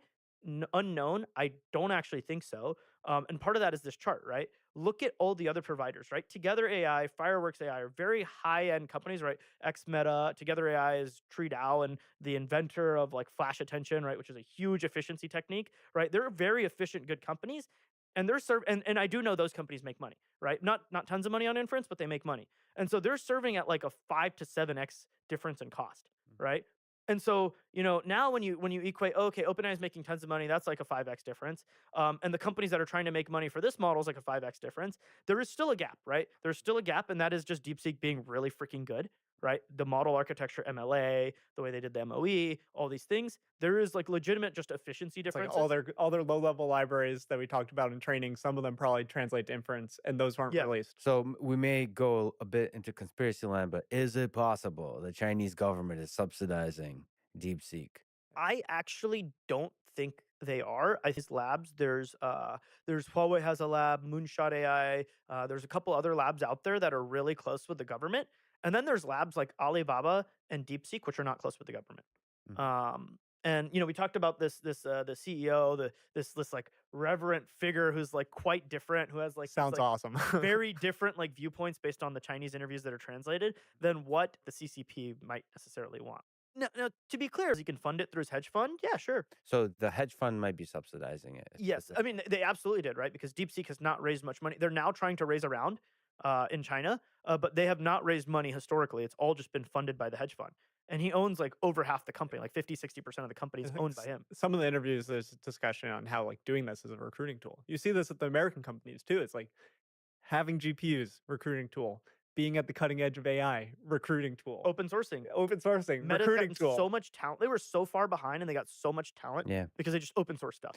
Yeah. More conspiracy thoughts. Is it possible, since they're a hedge fund, that they timed everything with this release and the pricing, and they shorted Nvidia stock and stock of US AI companies and released it with Stargate, like just perfect timing to If they be able did, to make props. money. Like they released it on inauguration day. They know the international what is on the international calendar, but I mean, I don't expect them to. If you listen to I their motivations for AI, it's like, No, they, if they you listen, released V3 on like December 26th. Like sure. who releases the day yeah, after Christmas? No one looks, right? They had released the papers before this, right? The V3 paper and the R1 paper. So people had been looking at it and been like, wow. And then they just released the R1 model. I think they're just shipping as fast as they can. And like, who cares about Christmas? we Who should. cares about, get it out before Chinese New Year, right? Yeah. Obviously, which just happened. I don't think they actually were like timing the market or trying to make the biggest splash possible. I think they're just like shipping. I think that's one of their big advantages. We know that a lot of the American companies are very invested in safety, and that is the central culture of a place like Anthropic. And I think Anthropic sounds like a wonderful place to work. But if safety is your number one goal, it takes way longer to get artifacts out. That's why Anthropic is not open sourcing things. That's their claims. But there's reviews internally. Anthropic it mentions things to international governments. There's been news of how Anthropic has done pre-release testing with the UK AI Safety Institute. All of these things add inertia to the process of getting things out. And we're on this trend line where the progress is very high. So if you reduce the time from when your model is done training, you run evals that's good, you want to get it out as soon as possible to maximize the perceived quality of your outputs. Mhm. DeepSeek does this so well. Dario explicitly said Claude 3.5 Sonnet was trained like 9 months or a 9 year to ago. 10 months ago. 9 to 10 months ago, and I think it took them another like handful of months to release it, right? So it's like there is a significant gap here, right? And especially with reasoning models, the word in the San Francisco street is that like Anthropic has a better model than O3, right? And they won't release it. Why? Because chains of thought are scary, right? And they are legitimately scary, right? If you look at R1, it flips back and forth between Chinese and English. Sometimes it's gibberish, and then the right answer comes out, right? And like for you and I, it's like great, great. I mean, This like is why people are infatuated with you. Like, you're telling me this is a high value thing and it works and it's doing this? It's amazing. Yeah, I mean, it's you incredible. you talked about that sort of like chain of thought for that philosophical thing, which is Yeah. not something they trained it to be philosophically good. It's just sort of an artifact of the chain of thought training it did. But like that's super important in that like, can I inspect your mind and what you're thinking right now? No. And so I don't know if you're lying to my face. And chain of thought models are that way, right? Like this is a true quote unquote risk between a chat application where hey I asked the model to say bad words or whatever or how to make anthrax and it tells me that's unsafe, sure, but that's something I can get out relatively easily. What if I tell the AI to do a task and then it does the task all of a sudden randomly in a way that I don't want it, right? And now that has like much more task versus like response is very different, right? So the bar for safety is much higher. At least this is Anthropic's case, right? Like for DeepSeek, they're like ship, right? Yeah. So I mean, the bar for safety is probably lowered a bit because of DeepSeek. I mean, there's parallels here to the space race. The reason the Soviets probably put a man in space first is because their approach to safety was the bar for safety was lower, And they killed that dog, right, and all these things, right? So it's like less risk averse than the U.S. space program, and there's parallels here. But there's probably going to be downward pressure on that safety bar for the U.S. companies, And right? this is something that Dario talks about. Is like that's the situation that Dario wants to avoid. Is Dario talks to about the difference between a race to the bottom and a race to the top. And the race to the top is where there's a very high standard on safety. There's a very high standard on your model performance and certain crucial evaluations. And when certain companies are really good to it, they will converge. This is the idea. And ultimately, AI is not confined to one nationality or to one like set of morals for what it should mean. And there's a lot of arguments on like, should we stop open sourcing models? And if the US stops, it's pretty clear. I mean, it's way easier to see now at DeepSeek that a different international body will be the one that builds it. Mhm. We talk about the cost of training. DeepSeek has this shocking $5 million number. Think about how many entities in the world can afford 100 times that to have the best open source model that people use in the world. And it's like it's a scary reality, which is that these open models are probably going to keep coming for the time being, whether or not we want to stop them. And it is like stopping them might make it even harder to prepare, but it just means that the preparation and understanding what AI can do is that's why I'm here at the end of the day. But it's like letting that sink into people, especially not in AI, is that like this is coming. There are some structural things in a global interconnected world that you have to accept. Yeah, you mentioned you sent me something that Mark Zuckerberg mentioned on the earnings call. He said that I think in light of some of the recent news, the new competitor DeepSeek from China, I think it's one of the things that we're talking about is there's going to be an open source standard globally. And I think for our kind of national advantage, it's important that it's an American standard. So we take that seriously. We want to build the AI system that people around the world are using. And I think that if anything, some of the recent news has only strengthened our conviction that this is the right thing to be focused on. So yeah, open sourcing. Yeah, Mark Zuckerberg is not new to having American his company's trajectory. I think their products have long since been banned in China, and I respect the saying it directly. and there's an interesting aspect of just because it's open weights or open source doesn't mean it can't be subverted, right? There have been many open source software bugs that have been like, for example, there was a Linux bug that was found after like 10 years, which was clearly a backdoor, because somebody was like, why is this taking, half a This second is to the load? recent one. Right? Like, why is this taking half a second to load? And it was like, oh crap, there's a backdoor here. That's why, right? And it's like this is very much possible with AI models, right? Um, today, the this is just the factual nature of the Yeah, LLMs now. the I right mean, way it's to like carpet tree. The English is the hottest programming language, and yeah, that English is defined by a bunch of companies that primarily are in San Francisco. the right the right way to spell optimization is with a Z, just in case people are listening, because I think it's an S in British English. It is. I have But, colleagues that put taking it S's. to something silly, right? Like something as silly as the spelling, like which British and English, Brits and Americans will like laugh about probably. Spelling, like which British and English, Brits and Americans will like laugh about probably, right? I don't think we care that much. But like, some people will. But like, this can boil down into like very, very important topics, like hey, subverting people, right? Chatbots, right? Character AI has shown that they can like talk to kids and or adults, and like it will like people feel a certain way, right? And that's unintentional alignment. But like what happens when there's intentional alignment deep down on the open source standard? It's a backdoor today for like Linux, right, that we discover, or some encryption system, right? China uses different encryption than NIST defines, the US NIST, because there's clearly, at least they think there's backdoors in it, right? What happens when the models are backdoors not just to computer systems, but to our minds? Yeah, they're Right. cultural backdoors.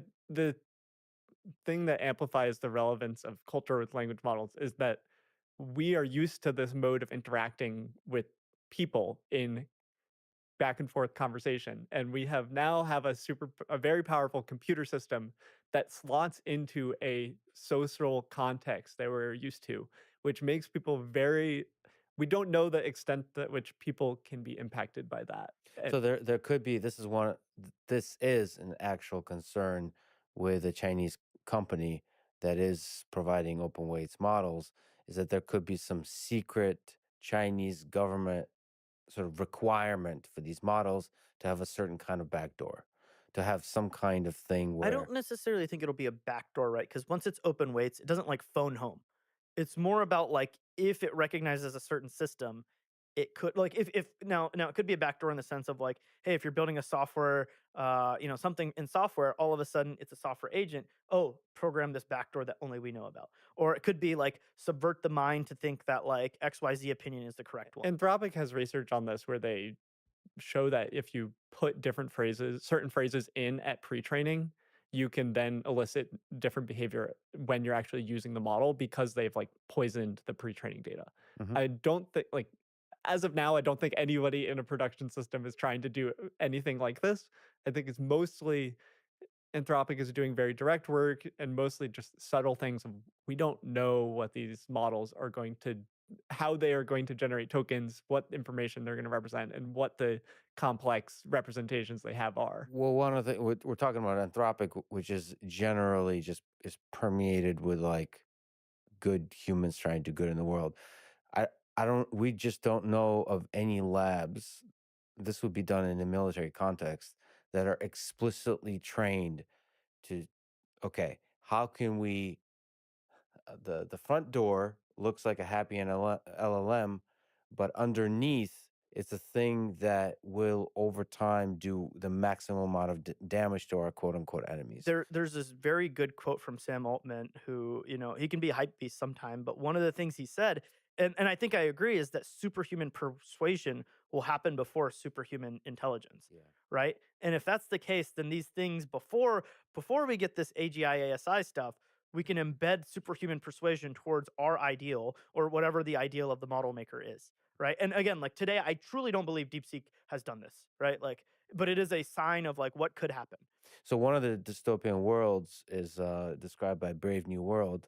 So we could just be stuck scrolling Instagram, looking at cute puppies or worse, and then talking to bots that are giving us a narrative, and we completely get lost in that world that's controlled by somebody else, but versus thinking independently, and that's a major concern as we rely more and more on these kinds of systems.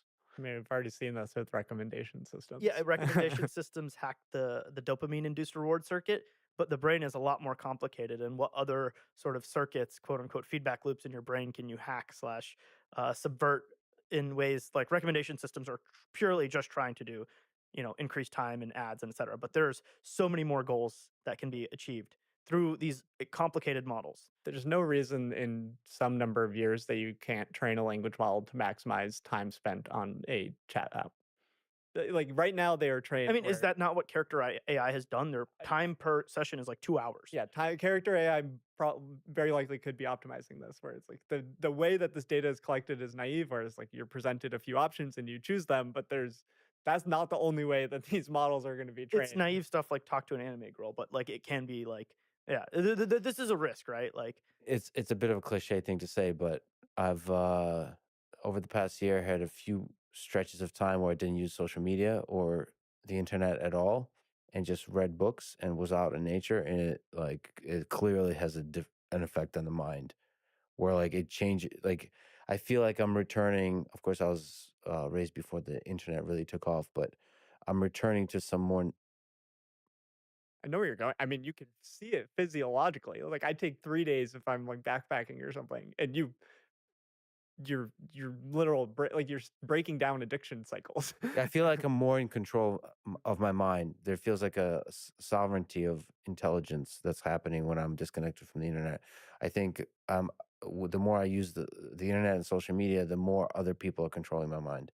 That's definitely a feeling. And then in the future, that will be not other people, but algorithms or other people presented to me via algorithms. I mean, there are already tons of AI bots on the internet, and right now it's not frequent, but every so often have replied to one, and they're instantly replies, and I'm like, crap, that was a bot, and that is just going to become more common. Like they're going to get good. one of the hilarious things about technology over its history is that the illicit adult entertainment industry has always adopted technologies first, Yeah. right? Whether it was like video streaming, Yeah. um, to like where there's now the like sort of like independent adult illicit content creators who have their subscription pages, and there they actually heavily utilize generative AI has already been like diffusion models and all that is huge there, but now these like these subscription based individual creators do use bots to approximate themselves and chat with their People whales, pay a lot for it. and people pay a lot, Yeah. right? It's a lot of times it's them, but a lot of there are agencies that do this for these creators and do it like on a like mass scale. So the largest creators are like able to talk to hundreds or thousands of like people at a time because of these bots. And so it's already being used there. Obviously, like video streaming and other technologies have gone there first. It's going to come to the rest of society too. There's a general concern that models get censored by the companies that deploy them. So, one case where we've seen that, and maybe censorship is one word, alignment, maybe via RLHF or some other way is another word.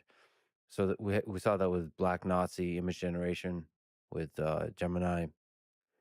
As you mentioned, we also see that with Chinese models refusing to answer what happened in June 4th, 1989 at Tiananmen Square. So, how can this be avoided? And maybe can you just in general talk about how this happens and how can it be avoided? You give multiple examples. There's probably a few things to keep in mind here. One is the kind of Tiananmen Square factual knowledge, like how does that get embedded into the models? Two is the Gemini, what you call the Black Nazi incident, which is when Gemini as a system had this extra thing put into it that dramatically changed the behavior. And then three is what most people would call general alignment, RLHF post training. Each of these have very different scopes and how they are applied. In order to do, if you're just to look at the model weights, in order to audit specific facts is extremely hard because you have to comb through the pre-training data and look at all of this, and then that's terabytes of files and look for very specific words or hints of the words. So, I guess one way to say it is that you can insert censorship or alignment at various stages in the pipeline, and what you refer to now is at the very beginning of the data Yeah. selection So if you stage. want to get rid of facts in a model, you have to do it at every stage. You have to do it at the pre-training. So most people think that pre-training is where most of the knowledge is put into the model, and then you can elicit and move that in different ways, whether through post-training or whether through systems afterwards. This is where the whole like hacking models comes from, right? Like GPT will not tell you how to make anthrax, but if you try really, really hard, you can eventually get it to tell you about anthrax because they didn't filter it from the pre-training data set, right? But by the way, removing facts has such a ominous, dark I feel to it. almost think it's practically impossible because you effectively have to remove them from the internet. You're taking on a What this did they remove the thing from the subreddits, the MMMMM? it gets filtered out. Right. So you So have that's quality filters, which are small language models that look at a document and tell you like how good is this text? Is it close to a Wikipedia article, which is yeah. a good thing that we want language models to be able to imitate? So couldn't you do a small language model that filters out mentions of Tiananmen Square in the data? Yes, but is it going to catch wordplay or encoded I mean, language? people have That's the been same memeing thing. on like games and other stuff how to like say things that don't say Tiananmen Square. Or like, yeah, so there's always like different ways to do it. There's, hey, the internet as a whole does tend to just have a slight left bias, Hmm. right? Because it's always been richer, more affluent, younger people on the internet relative to the rest of the population. So there is already inherently a slight left bias, right, on the internet. And so how do you filter things that are this complicated, right? Is it like, and some of these can be like, factual, non-factual, but like Tiananmen Square is obviously the example of a factual, but it gets a lot harder when you're talking about aligning to a ideal, right? Um, Which and, is Yeah. and so Grok, for example, right? Elon's tried really hard to make the model not be super PC and woke, but the best way to do pre-training is to throw the whole freaking internet at it, right? And then later figure out. But then at the end of the day, the model at its core now still has some of these ideals, right? You still ingested Reddit/r/politics, which is probably the largest political discussion board on the world that's freely available to scrape. And guess what? That's left leaning, right?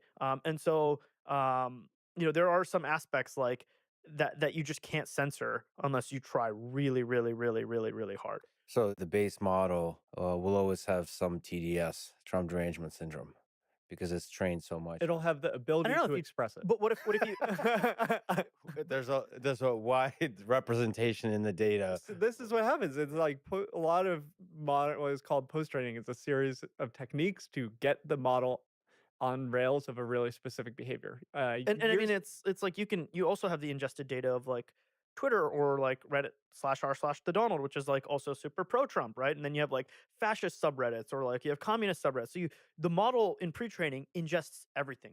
It has no worldview. Now it does have like some skew because more of the text is skewed a certain way, which is general, like slight left, like, but also like somewhat like intellectual, somewhat like it's just like the general internet is a certain way. Mhm. And then as Nathan's about to describe eloquently, right? Like you can elicit certain things out. and there's a lot of history here, so we can go through multiple examples and what happened. Llama 2 was a launch that the phrase like too much RLHF or like too much safety was a lot. It's just that was the whole narrative after Llama 2's chat models released. And the examples are sorts of things like you would ask Llama 2 chat, how do you kill a Python process? And it would say, I can't talk about killing because that's a bad thing. Mhm. And anyone that is trying to design an AI model will probably agree that that's just like, model, you messed up a bit on the training there. I don't think they meant to do this, but this was in the model weight. So this is not like it didn't necessarily be, there's things called system prompts, which are when you're querying a model, it's a piece of text that is shown to the model, but not to the user. So a fun example is your system prompt could be talk like a pirate. So no matter what the user says to the model, it'll respond like a pirate. In practice, what they are is you are a helpful assistant. You should break down problems. If you don't know about something, don't tell them. Your date cutoff is this. Today's date is this. It's a lot of really useful context for how can you answer a question well. And Anthropic publishes their system Yes, prompt. which I think is great. And there's a lot of research that goes into this. And one of your previous guests, Amanda Askell, is like probably the most knowledgeable person that, at least in the combination of execution and sharing, she's the person that should talk about system prompts and character of models. Yeah, and then people should read these system prompts because you're like trying to nudge, sometimes through extreme politeness, the model to be a certain way. And you could use this for bad things. I mean, we've done tests, which is what if I tell the model to be a dumb model? Like which evaluation scores go down? And it's like, we'll have this behavior where it could sometimes like say, oh, I'm supposed to be dumb. And sometimes it's like, it doesn't affect like math abilities as much, but something like if you're trying, it's just the quality of a human judgment would draw to the force. Let's go back to post training, specifically RLHF around Llama 2 was too much too much safety prioritization was baked into the model weights. This makes you refuse things in a really annoying way for users.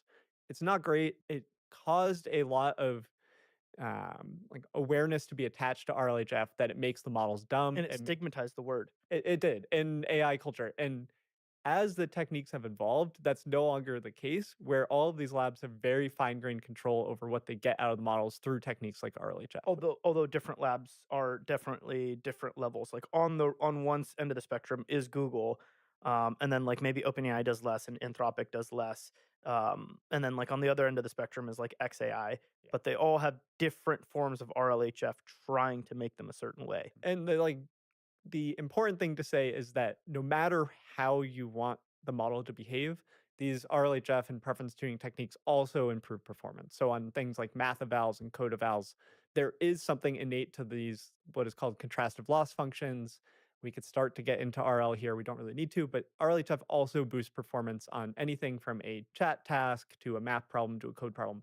So it is becoming a much more useful tool to these labs. So this kind of takes us through the arc of we've talked about pre-training, hard to get rid of things. We've talked about post-training and how post-training, if you can mess it up. It's a complex, multifaceted optimization with 10 to 100 person teams converging on one artifact. It's really easy to not do it perfectly. And then there's the third case, which is what we talked about Gemini. The thing that was about Gemini is this was a served product where Google has their internal model weights that have done all these processes that we talked about. And in the served product, what came out after this was that they had a prompt that they were rewriting user queries to boost diversity or something. And this just made it, the outputs were just blatantly wrong. It was some sort of organizational failure that had this prompt in that position. And I think Google executives probably have owned this. I didn't pay that attention, that detail, but it was just a mess up in execution that led to this ridiculous thing. But at the system level, the model weights might have been fine So at the very end of the pipeline, there was a rewriting. to something like a system prompt. It was like the system prompt, or what is called in industry is like you rewrite prompts. So especially for image models, if you're using Dolly or ChatGPT can generate you an image, you'll say, "Draw me a beautiful car." Mhm. With these leading image models, they benefit from highly descriptive prompts. So what would happen is if you do that on ChatGPT, a language model behind the scenes will rewrite the prompt, say, "Make this more descriptive," and then that is passed to the image model. So prompt rewriting is something that is used at multiple levels of industry, and it's used effectively for image models. And the Gemini example is just a failed execution. Big philosophical question here with the RLHF to generalize. Where is human input, human in the loop, human data most useful at the current stage?